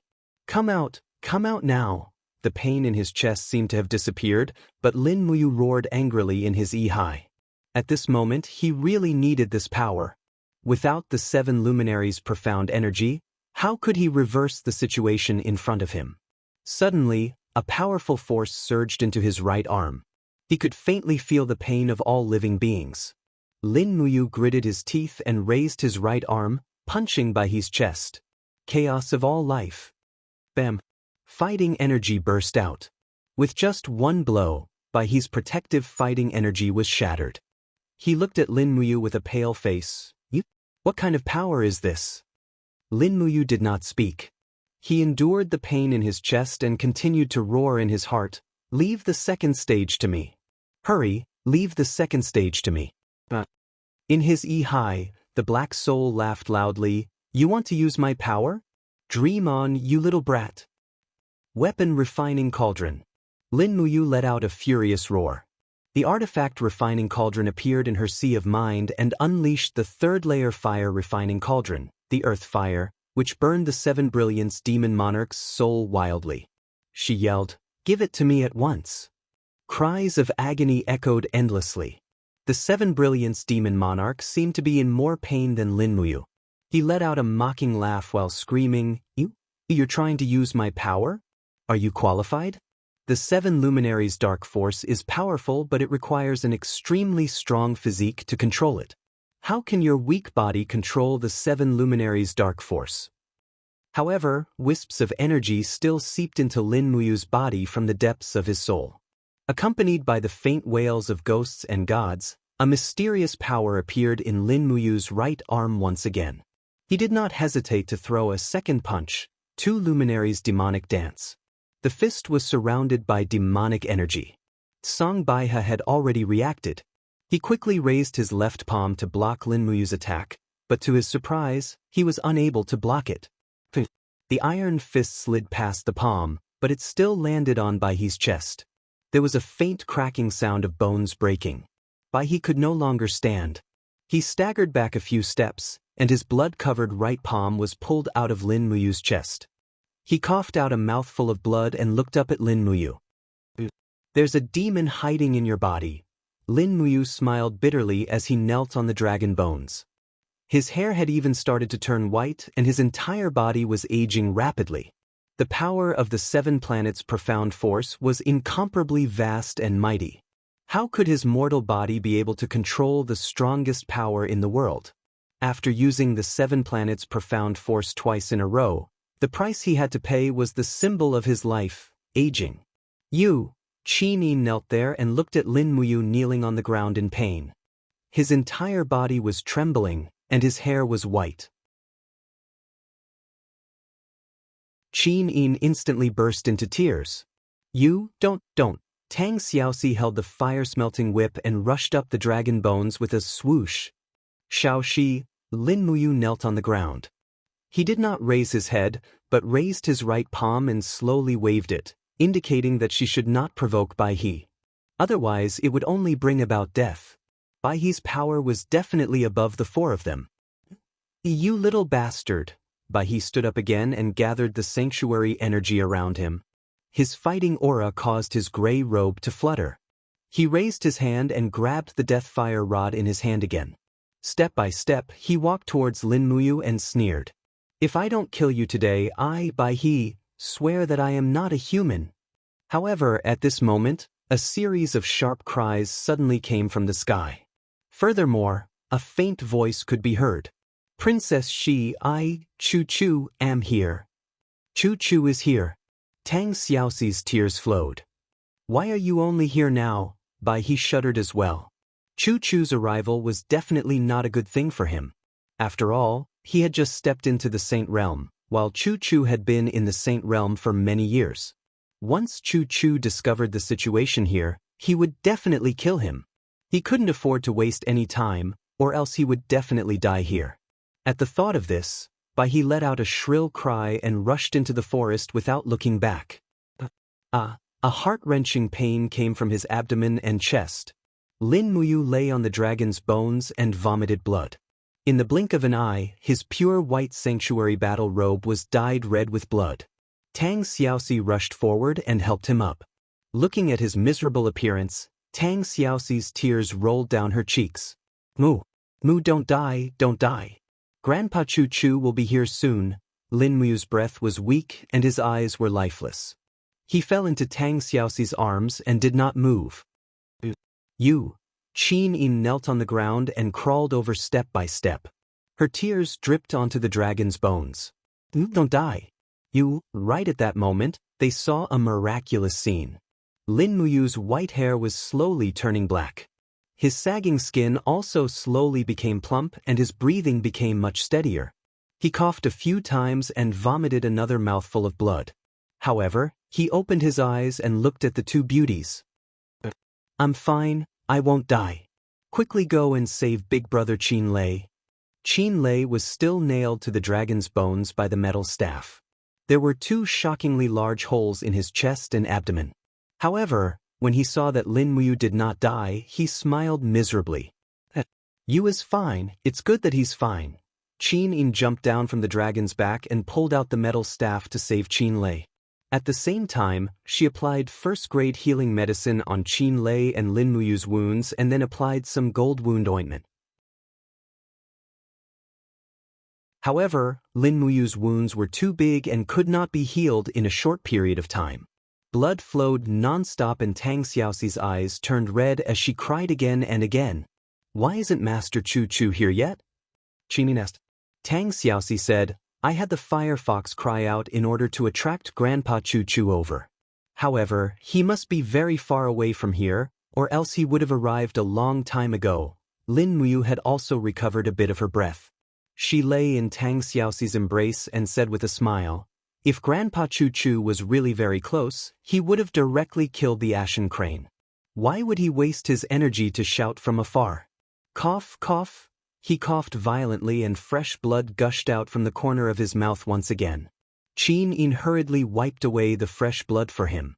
Her tears turned into a smile as she said, "It was Master Chu Chu's shout that saved our 4 lives. That's right." After a full 20 minutes, Chu Chu's figure finally appeared in the distance.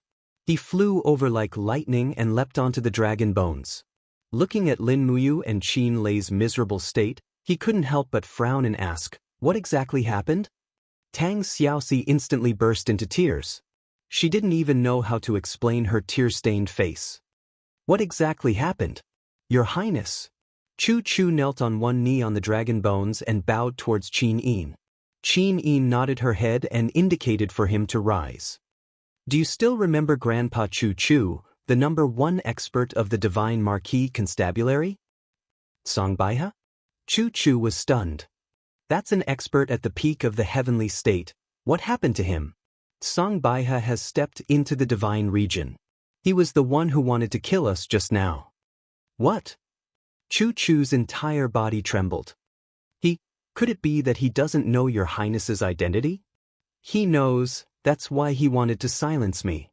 Qin Yin appeared extremely calm. "I came late to the rescue, please forgive me, Your Highness." Chu Chu cupped his fists and said, "Sir Chu Chu doesn't need to blame yourself. If it wasn't for your shout, I'm afraid we would have already died in the hands of Songbaiha." Qin Yin said unhurriedly, "Can you quickly help Brother Yu and Qin Lei take a look at their injuries?" "Yes." Chu Chu examined for a while and said, "Lin Muyu's life is really tough. 3 of his ribs are broken and his heart is injured, but he's still alive. Little Prince's injuries are much lighter, his organs aren't injured." Tang Xiaoxi said, "That's because Mu had just refined the beast soul of the Forbidden Mother Tree not long ago and obtained the ability to recover. That's why his body's self-healing ability is stronger." "So that's how it is." Chu Chu looked at Tang Xiaoxi and said with a smile, "Princess Xi's cultivation has also improved greatly." Tang Xiaoxi wiped the tears on her face, but she was already smiling proudly with her breasts puffed out. Qin Yin asked, "Sir Chu Chu, why are you in the dragon-seeking forest? How did Xiaoxi know that you'll be here?" Tang Xiaoxi said, "I actually don't know, I just took a gamble. Actually, I've been guarding here all these years," Chu Chu said. Qin Yin was shocked. Chu Chu smiled and explained, "Your Highness, this is the dragon's tomb in the depths of the dragon-seeking forest. Normally, no one will come here, and those who come must be here to steal all kinds of treasures. Unfortunately, there are no treasures here, only dragon bones, and they are not real dragon bones. However, there has been a person guarding the dragon's tomb for generations. When Chu Chu was 27 years old, he took over the responsibility of guarding the dragon's tomb from his master, so other than serving in the imperial capital and Seven Seas City, Chu Chu will always patrol around the dragon's tomb. Fortunately, I'm here, or else I would have made a huge mistake." "So Grandpa Chu Chu is also in charge of guarding the dragon's tomb." Lin Muyu smiled. "Then can I borrow some dragon tendon vines from here?" "There are many dragon tendon vines, you can do as you please." Chu Chu was very generous. Lin Muyu continued, "Grandpa Chu Chu, this time we've been targeted by the pale crane. After I gather the herbs, you can come back to the imperial capital with us and protect Her Highness and Xiaoxi on the way. Brother Qin Lei and I are already injured, so we can't continue to protect them." "Yes." Chu Chu nodded heavily. After resting until night time, Lin Muyu's injuries had slightly improved, and she could move on her own. So, she used the burning prairie sword to cut the dragon tendon vines on the dragon bones. When the starlight shone on the dragon's tomb, the ground was glowing, which made him very surprised. It was the luminous grass. No one would have thought that the luminous grass and the dragon tendon vines would grow together. No wonder people on the mainland could not find the luminous grass, so it grew in a place like the dragon's tomb that was rarely visited by people.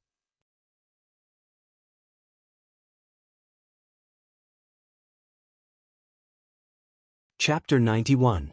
After frantically collecting a lot of dragon tendon vine and luminous grass, Lin Muyu once again fell into a dilemma.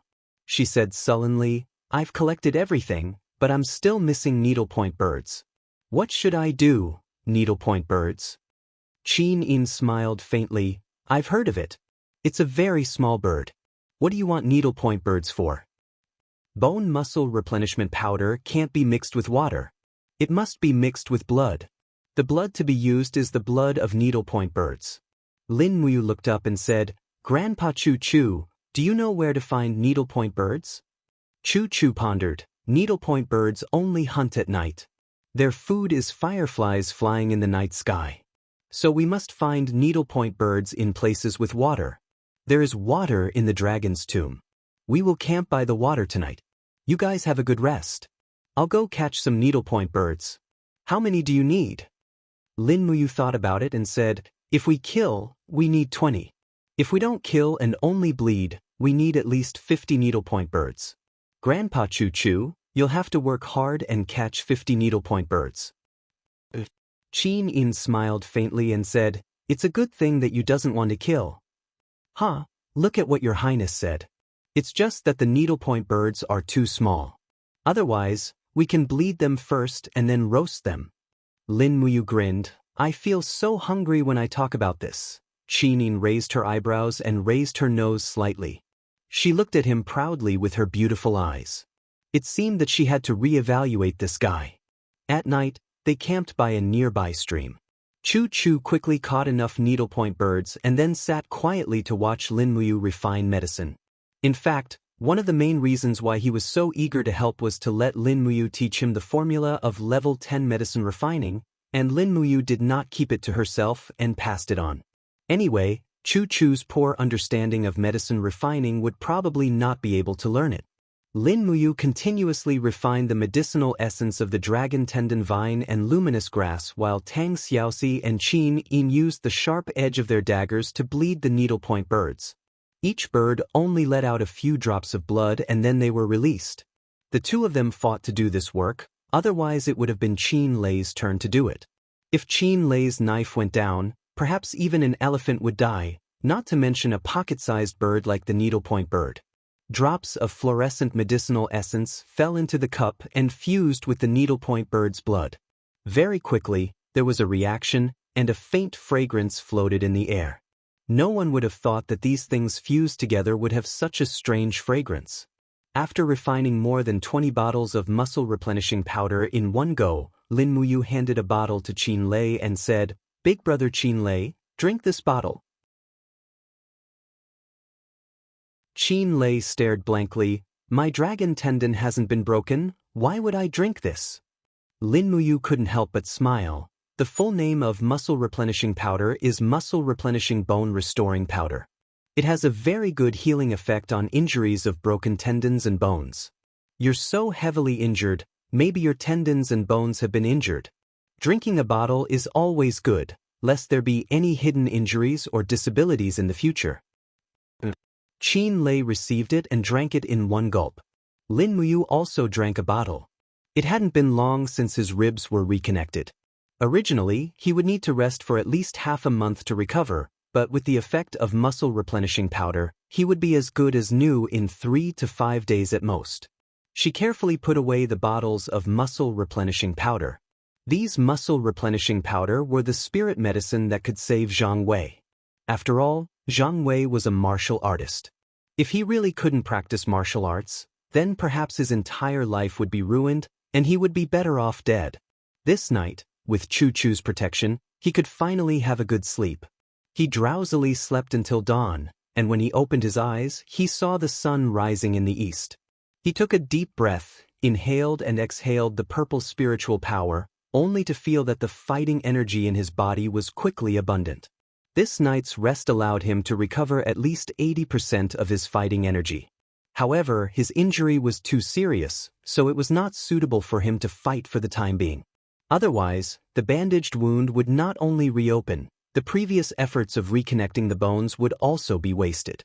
Looking at his chest, a piece of white cloth was used as bandage. The white cloth was dotted with beautiful golden purple flowers. This was the skirt that Qin Yin tore off to bandage for him. He could even feel Qin Yin's delicate fragrance on it. He was probably the only one in the world who could receive such treatment. They set off at dawn. After leaving the range of the dragon tomb, they found a warhorse and gave one to Chu Chu to ride. Tang Xiaoxi and Qin Yin shared the other horse. The 5 of them walked in the winding mountains. 2 days later, they entered the imperial area of the dragon-seeking forest. It was only a day's journey from the imperial capital. In the afternoon, when they were watering the horses, Lin Muyu took off the battle robe that was dyed red with blood and washed it in the stream. Streaks of blood flowed along with the stream. After washing it repeatedly, it was finally clean. Using a tree branch to poke it into the saddle, Tang Xiaoxi playfully opened her hands and used the high temperature of her martial spirit, the fire fox, to roast it. It was very quickly clean, but it was only clean on the outside. Lin Muyu's tight-fitting white undergarments and the armor of the holy temple were actually dyed red with blood. However, there was no way to wash it, so they could only leave it like this. Furthermore, the main reason for washing was because they were about to reach Lanyan City. As one of the guards of Her Royal Highness, he had to be mindful of the dignity of the royal family. On the other hand, Chu Chu was dressed in a white robe that was exactly the same as what Qin Lei was wearing. They were both white-robed imperial guards. The workmanship of this kind of white robe was even more exquisite. On it, there was even a purple flower embroidered with the empire's emblem, making it look dignified and elegant. In comparison, the armor of the holy temple looked even more like it was bought from a treasure chest. Luckily, Lin Muyu was born handsome, so it did not look out of place when she wore it. Late at night, they entered the vicinity of the royal hunting grounds. Qin Lei carried his blade and said with a smile, "Not long later, we should be able to see the imperial army camp led by Feng Jixing. It should not be more than 30 miles away from here. Shall we travel through the night?" Chu Chu nodded his head. All right." This time, Qin Lei walked at the front to clear the path. Chu Chu was behind him, Qin Yin and Tang Xiaoxi were in the middle, and Lin Muyu was at the very back, in charge of protecting the 2 beauties. It was another dark and windy night. Dark clouds covered the sky, and the forest was covered in darkness. Roars of tigers and wolves could be heard from afar. Qin Lei held the thunder split blade in one hand and a torch in the other, and said, "Be careful, the mountainous terrain here is rugged, don't let the war horses lose their footing." Qin Yin replied. But just at this time, there was a sudden sound of wind breaking. That was the sound of a cold arrow. Lin Muyu was very sensitive to this, because it was precisely this sound that caused him to suffer a fatal injury, and he almost lost his life. This sound was forever engraved in his mind. "Be careful!" When he shouted, Chu Chu had already leaped off the warhorse. He opened his palm, and with a pa sound, he caught the cold arrow in the dark night. His gaze turned cold, and he said, "Who are you, scram out here?" But what answered him was an even more concentrated arrow. "Protect Her Highness!" Qin Lei shouted loudly. Lin Muyu quickly urged his horse to arrive in front of Tang Xiaoxi and Qin Yin. He raised his hand and shouted in a low voice. The wall of the calabash blossomed with an indigo light, and the black tortoise shell slowly moved on the wall of the calabash, shooting out arrows one after another. Meanwhile, Qin Lei had already entered the forest with his blade in hand. With a low roar, purple lightning illuminated the surroundings, and killed a group of people who shot arrows. Capture Qin Yin, the reward is 1 million Jinin coins. It was unknown who shouted, but immediately after, many people carrying long swords rushed out from the forest. Every one of them wore a silver badge on their chest, and on it was the image of a sword. "People from the House of Chivalry?" Chu Chu muttered. Tang Xiaoxi clenched her teeth, and said indignantly, "Chu Chu, last time, it was these people from the House of Chivalry who almost killed me. This time, they actually dared to target Xiao Yin. This is too despicable, this House of Chivalry." Chu Chu smiled slightly. Princess and Her Highness, please be at ease. Today, with me, Chu Chu here, no one can hurt you. As he spoke, Chu Chu suddenly opened his arms, and with a roar, he struck out with his palm. The light of the fire cauldron martial spirit exploded, and this palm actually transformed into a huge fire palm, blasting into the forest. Pang! Dozens of warriors from the House of Chivalry were killed one after another, and Lin Muyu was slightly stunned as she watched. No wonder people said that Chu Chu's palm technique was the best in the world, and it seemed that it was indeed so. Once Chu Chu made his move, the group of warriors were all shocked. Immediately, someone cursed, "Damn it, which bastard sent back fake news? This is not Qin Yin, Tang Xiaoxi, and the others at all. Unexpectedly, even the white-robed Chu Chu is here. Quickly retreat, the operation is cancelled, or else all of us will die here." However, Qin Lei had already raised his saber and was killing everywhere in the crowd, as if there was no one around. These people basically couldn't escape. "Capture one alive." Qin Yin said indifferently. "Yes, Your Highness." Qin Lei laughed loudly. At this moment, 3 sword-wielding warriors went around Chu Chu's position and went straight towards Qin Yin. Each of them had their faces covered, and they shouted in a low voice, "Either capture Qin Yin or kill Qin Yin, attack together." Qin Yin pouted, "These bastards who are not afraid of death. Don't, Your Highness doesn't need to do anything." Lin Muyu smiled slightly and suddenly opened her right hand. Lightning flashed, and the long sword was suddenly unsheathed. Lightning lingered around the blade of the sword, and with a schwa sound, it broke through the air. Pu piu piu. Like a skewer of candied haws, it consecutively pierced through the bodies of the 3 assassins. This strike was really too fast, and those with lower cultivation were unable to dodge it. Lin Muyu raised her finger, and the long sword spun back, and with a keng sound, it entered the sheath, as if nothing had happened. Tang Xiaoxi giggled. "This imperial sword technique is really too cool." Qin Yin nodded and agreed with a smile. Not long after, Chu Chu and Qin Lei returned. Qin Lei had killed dozens of people in a row, and was already panting, but he still had an assassin in his hand. He had already knocked the assassin out, and hung him directly on the horse. He said, "After we return to Lanyan City, we will interrogate him properly. I want to see what kind of bear's heart and leopard's heart this House of Chivalry has eaten to actually dare to lay their hands on Her Highness and the Princess." Qin Yin nodded. "Yes, this matter should not be delayed. Let's quickly set off to meet up with General Feng."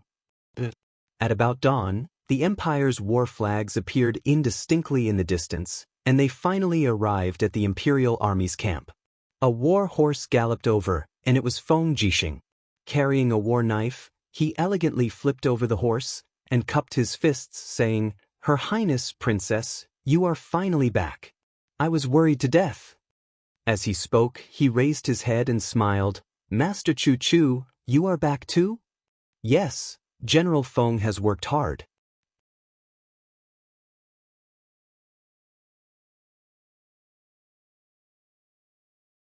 Chapter 92.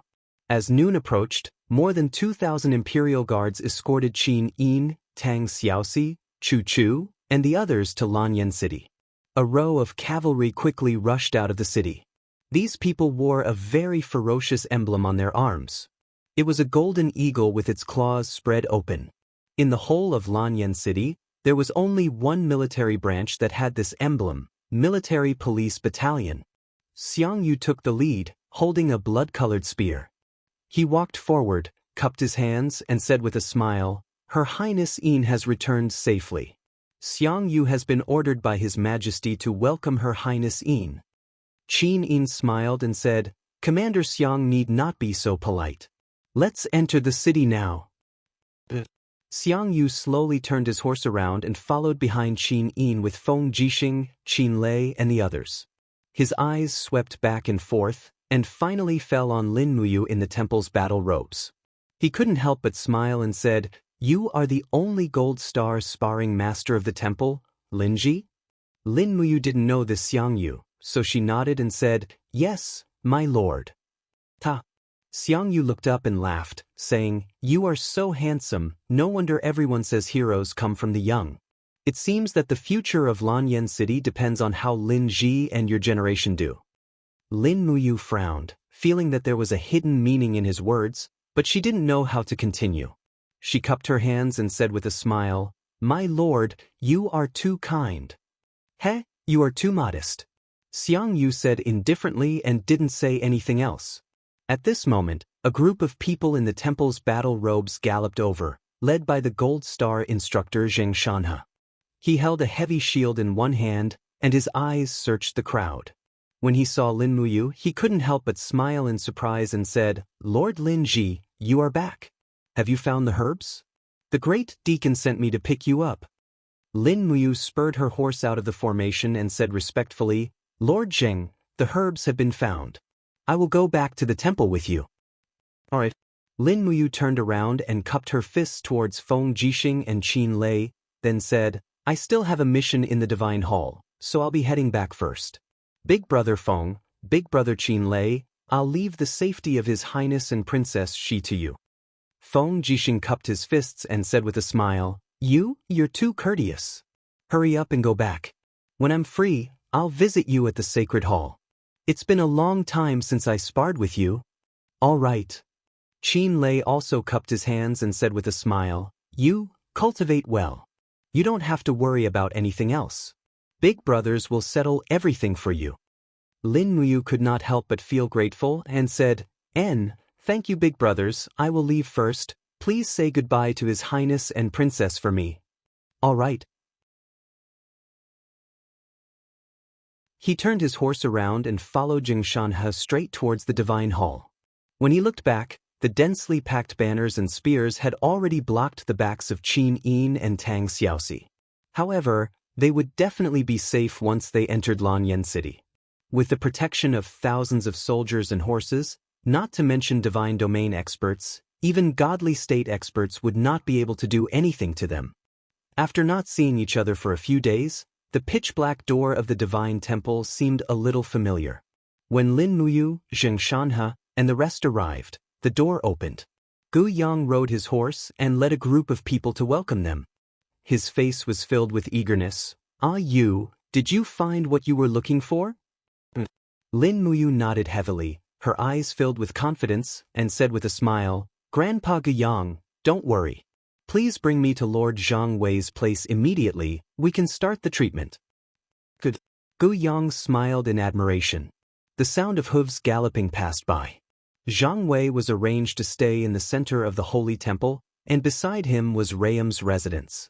It seemed that Rayham was also worried that Zhang Wei would be ambushed again, so he personally protected this upright and fierce Silver Star instructor.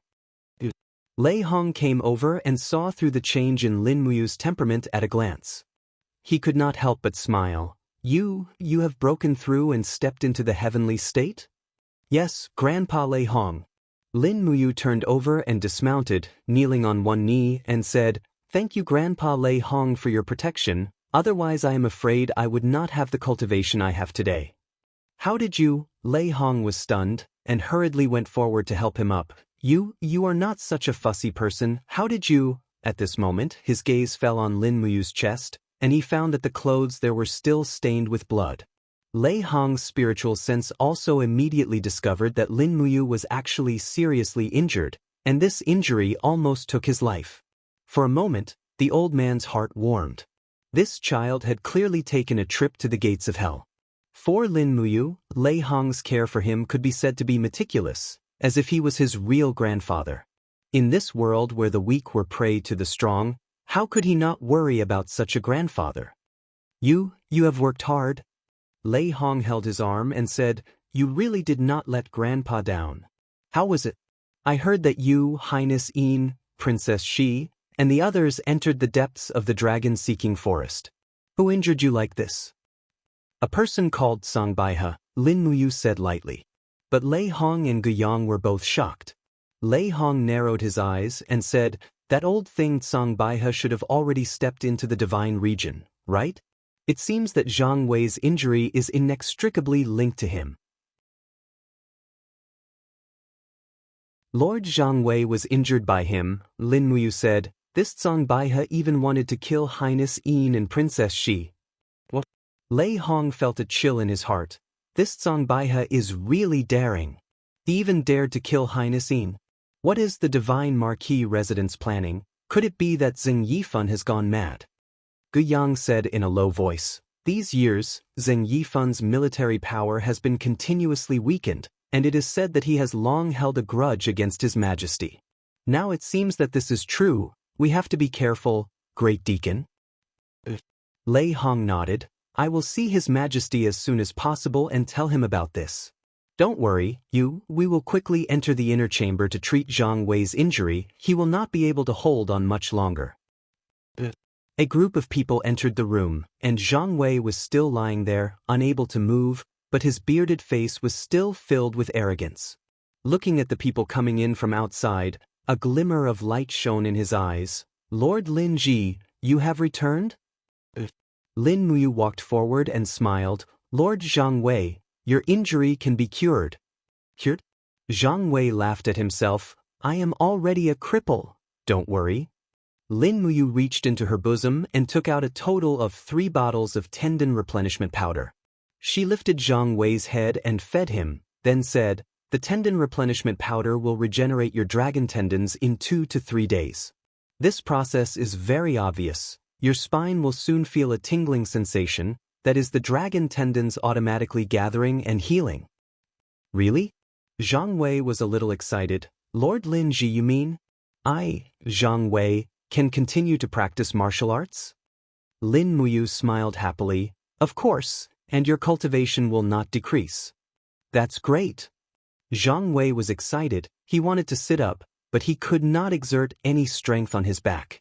In the end, he struggled and smiled awkwardly. I, Zhang Wei, am a boorish man. I do not know how to express my gratitude, but from today onwards, Zhang Wei's life is equivalent to Lord Lin Ji's.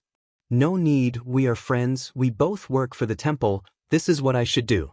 Lei Hong said, Zhang Wei, Lin Ji has just returned to the temple. He was ambushed by the person who attacked you when he was looking for medicine. He is seriously injured. He should not stay for long. Let him go back and rest first. Zhang Wei was startled. He forced himself to cup his fists and said, Then, Lord Lin Ji, you should go back and rest first.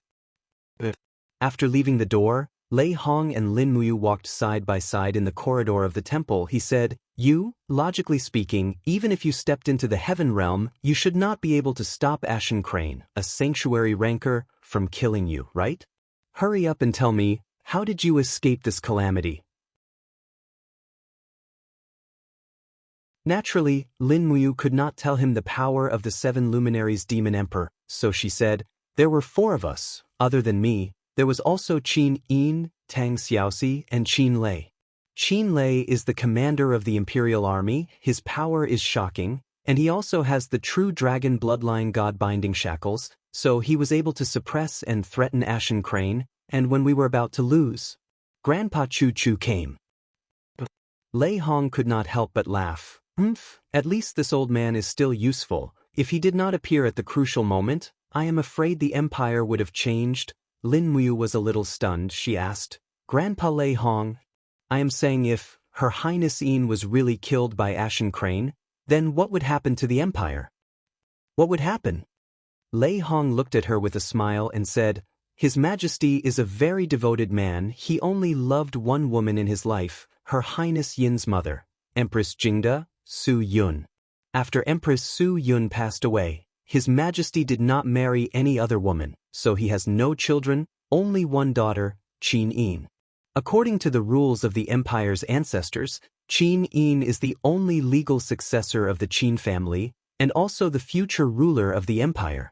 Once Qin Yin dies, I am afraid the imperial power will fall. His Majesty has 2 brothers, both princes. One is Prince Yuning. He has 2 sons, the eldest Qin Yin, the second son Qin Yen, and the other prince is Prince Xinan, Qin.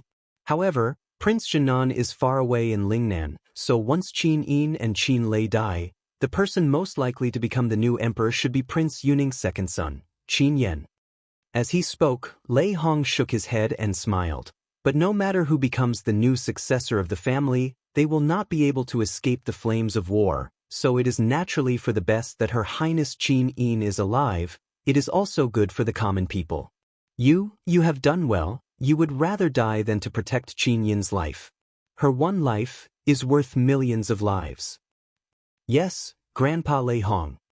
Back at his residence, in the same secret room, Lin Muyu continued to focus on cultivating the forging dragon bone remnant scroll, continuously increasing the strength of his battle chi. His thirst for power grew more and more, but he was no longer that desperate for the power of the seven planets' profound energy. He had experienced the backlash of the seven planets' profound energy. It was simply worse than death, so it was best not to use that evil power if possible. Thus, he spent the next few days cultivating in the sacred hall, visiting Chu Yao once in the middle, and taught her some basic tricks of cultivation. He also forged a profound grade rapier and gifted it to Chu Yao, and began to teach her the technique of the imperial sword technique.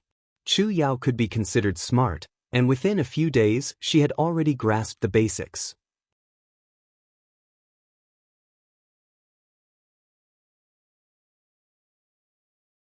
Chapter 93.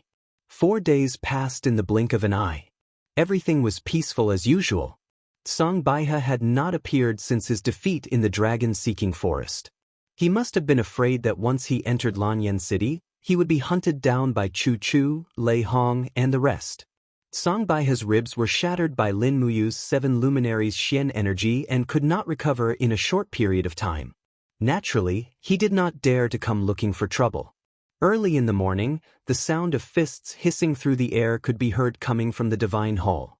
Zhang Wei was already able to get off the ground, and his fiery soul fists looked vigorous and powerful. Although he had not recovered to his peak strength, he had at least 70% of his original strength. Lin Muyu, dressed in a divine temple robe, smiled and said, "Congratulations, Master Zhang Wei. You're fine now." Zhang Wei immediately stopped practicing and gave a military salute to Lin Muyu.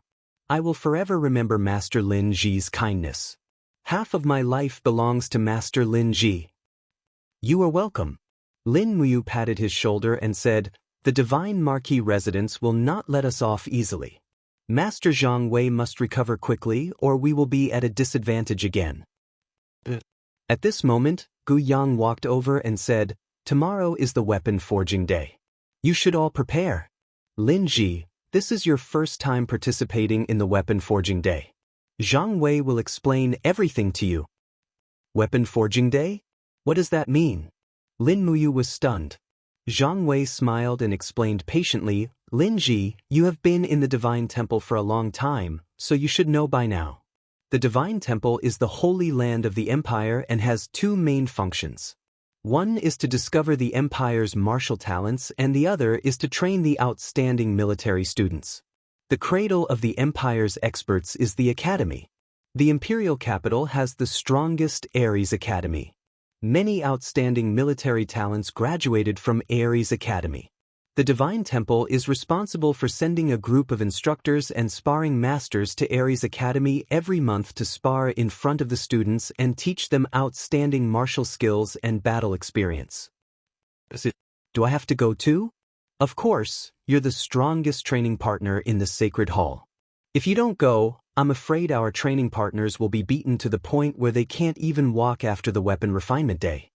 Lin Muyu immediately frowned and said, "Zhang Wei, you should change your fiery temper as well. Don't always beat your sparring partner until half of his body is paralyzed during training. Do you understand?" Zhang Wei scratched the back of his head and smiled awkwardly. "I will try my best to pay attention to it. Lord Lin Ji, rest assured." "Yes." Gu Yang smiled at the side. This time's weapon forging day is rather special. It's said that many army commanders will personally participate and select outstanding graduates to join the army as officers, so you guys must perform better. Also, pay attention and protect yourselves. Zhang Wei cupped his fists. "Understood, Deacon Gu Yang." As he spoke, Zhang Wei's eyes turned cold. Other than Zhen Fang and Ouyang Qiu, the Divine Marquis residence still has some lackeys in the Divine Temple. They are all targets that we must guard against. Who else? Silver Star Instructor Deng Zilin, Gold Star Instructor Su Fong, but the most terrifying one is probably another person. Who? Zhang Wei's eyes lit up. This person rarely participates in training, but he is the strongest among all the Gold Star instructors. He is known as the first spear of the Divine Temple, Zhao Jin. It's said that he broke through level 70 a few days ago and became a Gold Star instructor with the strength of a Heavenly King. He is the only Heavenly King instructor in the Divine Temple. Gu Yang added, Zhao Jin is a second-rank aide of the Divine Marquis residence. He is also a noble, and his strength is extraordinary. His spear skills are outstanding. Lin Ji, you must be careful. If you can avoid meeting Zhao Jin, do your best. Do you understand? Yes, Deacon Gu Yang. Dismissed, go and train. In the middle of the night, the stars shone brightly on the Divine Marquis residence. Zheng Yifan raised his head to look at the glittering stars in the sky and sighed. A trace of disappointment flashed across his resolute face as he said, even Elder Tsang failed. I would never have thought of this. Zheng Fong walked over with a cup of tea. Father, have some tea. Grandpa Tsang failed because Chu Chu was also in the dragon-seeking forest. Otherwise, Lin Muyu would have been beheaded. Sigh, Zheng Yifan's eyes were cold. Elder Tsang's failure has alerted the enemy. His Majesty will definitely know that Elder Tsang wants to kill Qin Yin. The Divine Marquis residence will also be in trouble. No, we must strike first. Strike first? Zheng Fong was stunned. Zheng Yifan's eyes were cold. Send a letter to Elder Tsang. Tell him to go to the Qinling Mountains to train for a while. Tomorrow, issue a wanted order to the Shunwei Battalion. The entire country is looking for Tsang Bai He. Anyone who obtains his head will be rewarded with 1,000,000 gold coins. Yes, father. Zhen Fang nodded respectfully, then said, I heard that Lin Muyu had gotten her hands on a medicine called muscle replenishing powder and has already healed Zhang Wei's dragon tendon. These two people are still alive, father. Are we just going to ignore this? Lin Muyu must die. Zheng Yifan punched the railing. His eyes were filled with murderous intent. He smiled. Tomorrow is the day of weapon refinement.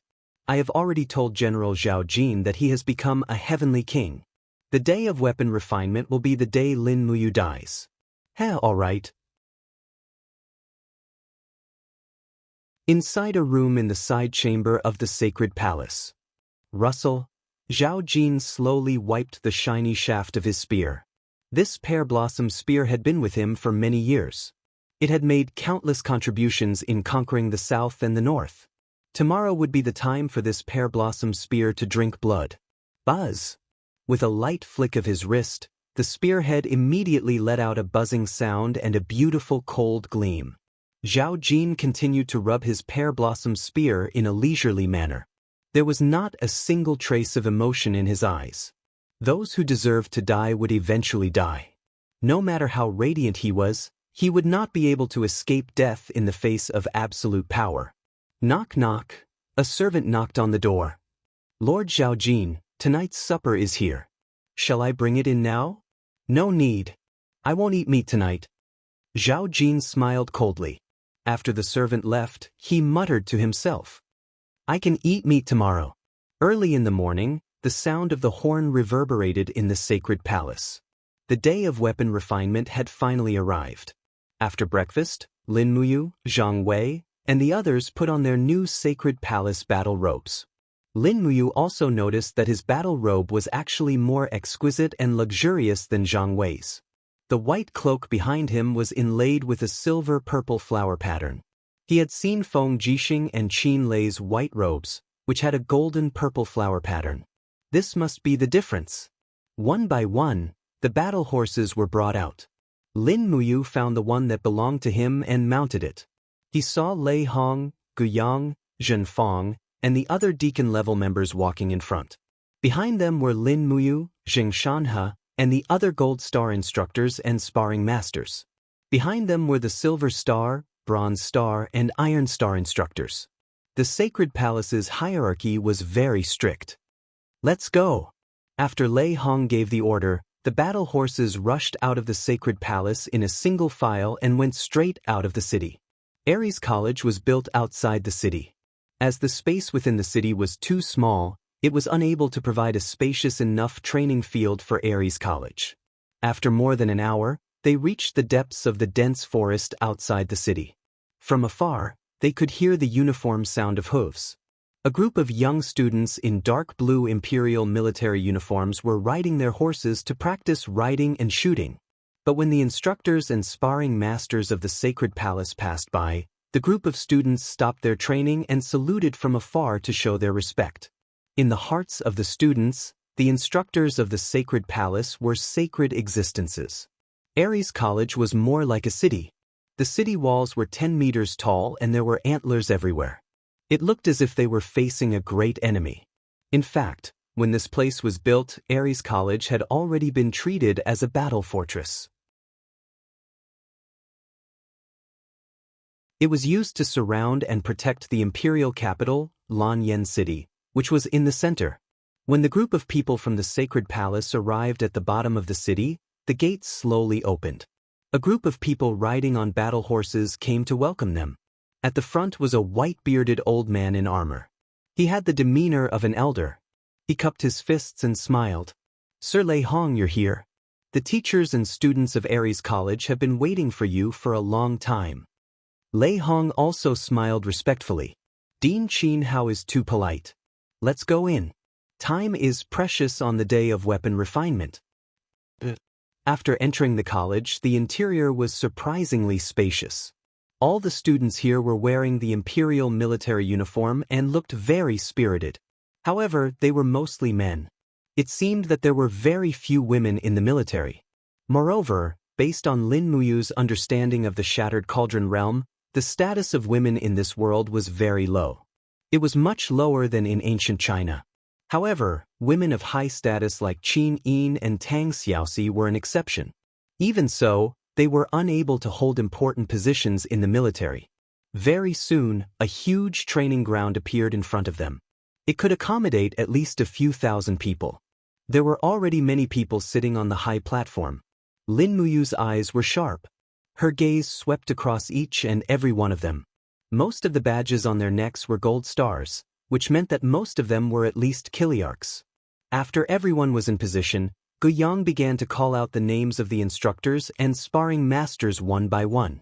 Finally, Guiyang announced loudly, "The first public trial, Copper Star instructor Zhou Pei against Copper Star sparring master Jiang Yan." The two of them went up the stage. After a round of fighting, the instructor's consecutive slashes caused the sparring master to fall to the ground. Immediately, the surrounding graduates cheered.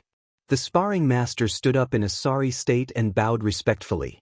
However, the instructor didn't even look at him directly. It was as if this was how people should be. Lin Muyu frowned. The instructors were still too arrogant after all. The training and demonstrations went on for the entire morning. The training ground at the side was the place where the students dueled. Those high-ranking officers were already choosing the graduates they liked. Lin Muyu watched the entire morning. All the Gold Star instructors' demonstrations were arranged to be the finale in the afternoon. Therefore, as a Gold Star sparring master, he could only work in the afternoon.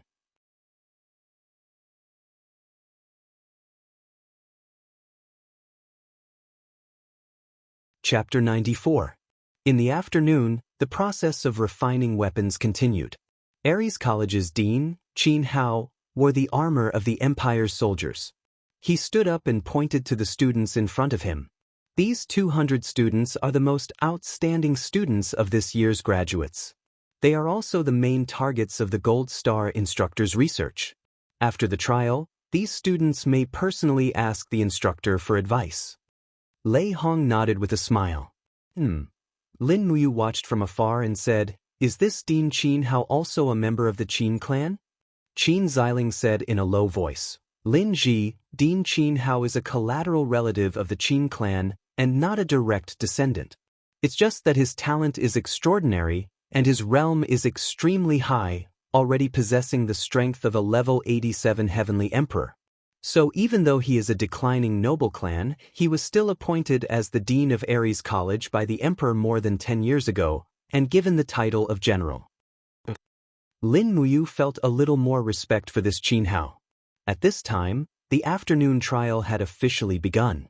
Gu Yang held the scroll in his hand and announced loudly, Gold Star Trial, First Match, Fist Technique Trial. Gold Star Instructor Zhang Wei against Gold Star Sparring Master Lin Ji. Zhang Wei, who was riding on his war horse, was stunned. When did I become a Gold Star instructor? Rayham smiled faintly, raised his hand and tossed out a small object. Zhang Wei caught it and saw that it was a Gold Star instructor badge. He happily swapped out his Silver Star badge and flipped off his horse, jumping onto the trial grounds. Lin Muyu also flipped off her horse. She did not unsheath the burning prairie sword behind her. She went straight to Zhang Wei and cupped her fists. Sir Zhang Wei, thank you for your guidance. Zhang Wei laughed. Brother Lin Ji, there is no need to be so courteous. Come. He suddenly let out a low roar, and with the support of the bare martial soul in both of his arms, he unleashed the fiery soul fist without any hesitation. It whistled like the wind, and a straight punch carried with it the power to collapse the mountains and crack the earth.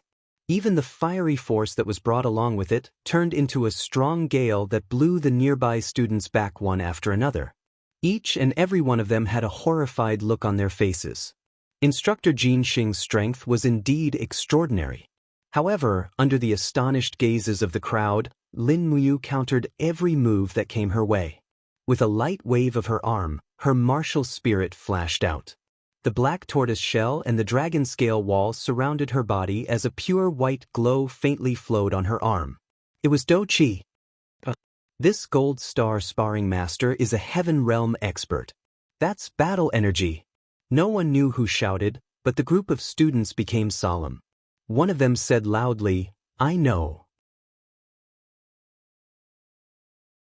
Recently, the only Gold Star sparring master appeared in the Holy Temple. His name is Lin Ji. At that time, he was only a level 50 battle saint. Now, he has stepped into the heaven realm and become a heavenly venerable. What a fast advancement speed. Bang! The fist landed on the black tortoise shell. Lin Muyu quickly retreated, but she still stood in the field. Zhang Wei let out a low roar and swept his leg across the ground, creating a raging flame. Meanwhile, Lin Muyu leaped into the air and looked down. Zhang Wei's signature move had arrived, Earth Dragon Soar. This was the leg technique that Zhang Wei was best at. Both of his legs were surrounded by raging flames as he kicked into the air. This guy did not hold back at all. In fact, Zhang Wei also knew that with his current cultivation he could not hurt Lin Muyu. Therefore, he gave it his all and only hoped that it would be a good and exciting fight. Opening both palms, Lin Muyu still used the same hand gesture.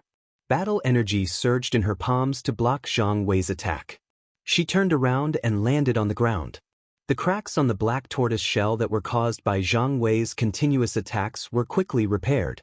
That was the ability of the Forbidden Mother Tree Beast Spirit, Recovery. With this ability, the damaged defensive layer would also be repaired quickly.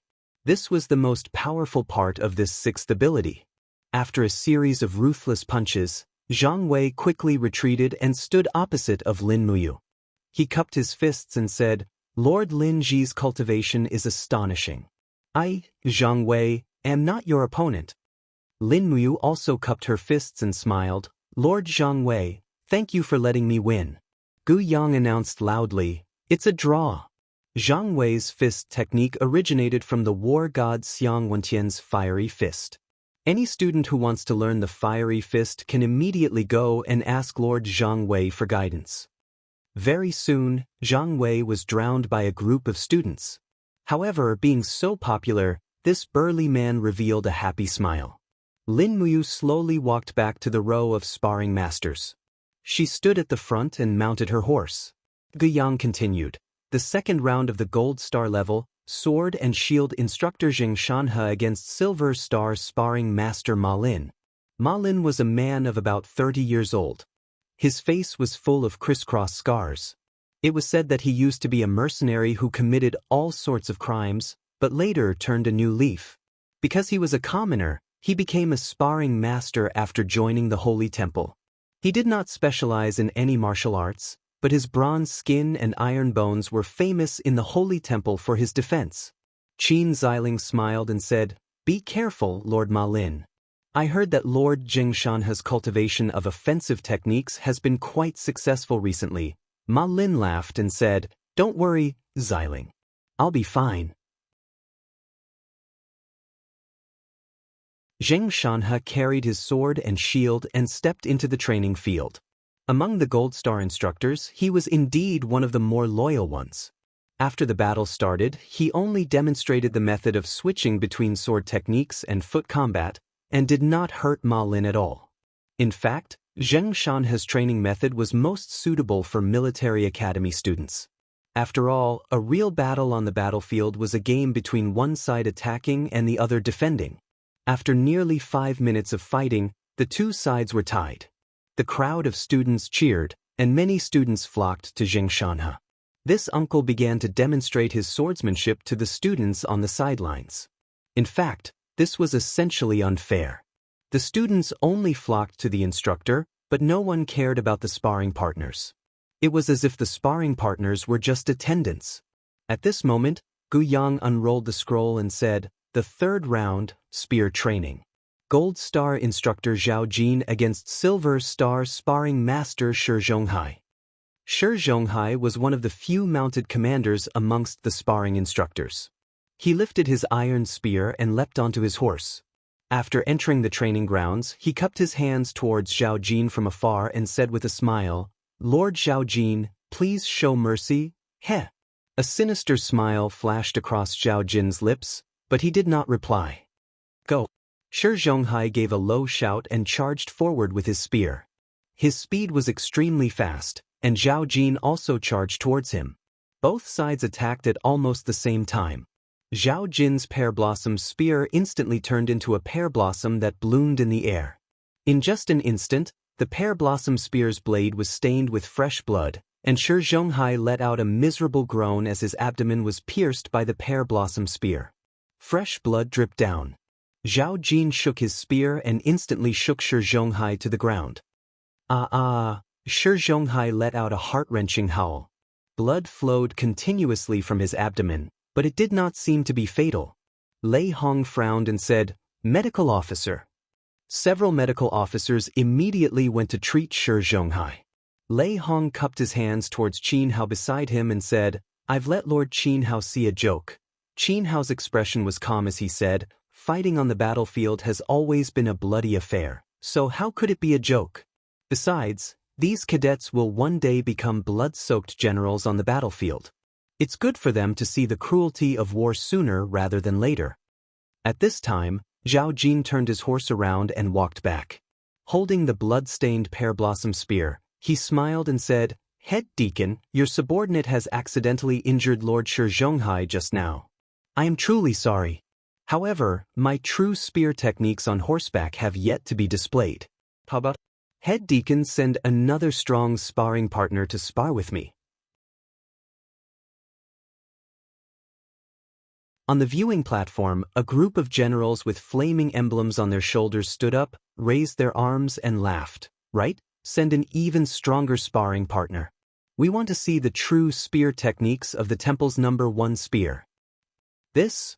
Lei Hong frowned and said, "This Zhao Jin." In the arena, Zhao Jin raised his spear and said loudly, "Head Deacon, the temple's strongest sparring partner is Lord Lin Ji. Your subordinate has long wanted to spar with Lord Lin Ji. How about we do it today? Please grant this subordinate's wish, Head Deacon." More and more people started to heckle, and there were even some students who were shouting, "Lord Lin Ji, please accept the challenge. Lord Lin Ji, please accept the challenge." Lei Hong had originally planned to protect Lin Muyu, not letting him encounter Zhao Jin. But now he could no longer protect him. As the saying goes, it's best not to offend the anger of the masses. With so many people asking for Lin Muyu to fight, this battle was inevitable. "Linji," Lei Hong said from afar, "are you willing to fight Lord Zhao Jin? If you are not willing, I will not force you. After all, you have already fought today." According to the rules, no one can force you to fight a second time. Lin Muyu's gaze stopped on Shi Zhonghai, who was lying on the ground. Yet another sparring partner had suffered such humiliation. It seemed that the status of sparring partners in the temple had never changed.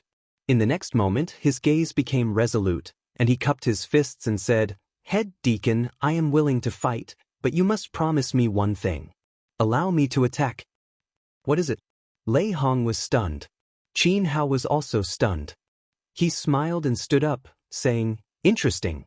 I never thought that there would be such a heroic youth in the temple. Lord Lei Hong, I think, why don't you grant it? Allow Lin Ji to attack. Even if he injures his opponent, he cannot be punished. How about it?" Lei Hong gritted his teeth, saying, "Fine. The two of you better not hurt each other. Otherwise I will not let you off lightly." "Yes." Lin Muyu urged his horse forward, and with a dang sound he pulled out the burning prairie sword. Do Qi slowly poured in, and the burning prairie sword's flames grew brighter, causing the students to click their tongues in wonder. Many of them were dumbfounded. What a powerful aura! This sparring partner is not bad. From afar, Zhao Jin held his spear horizontally across his chest and smiled, saying, "Lord Lin Ji, please enlighten me." His eyes were filled with killing intent.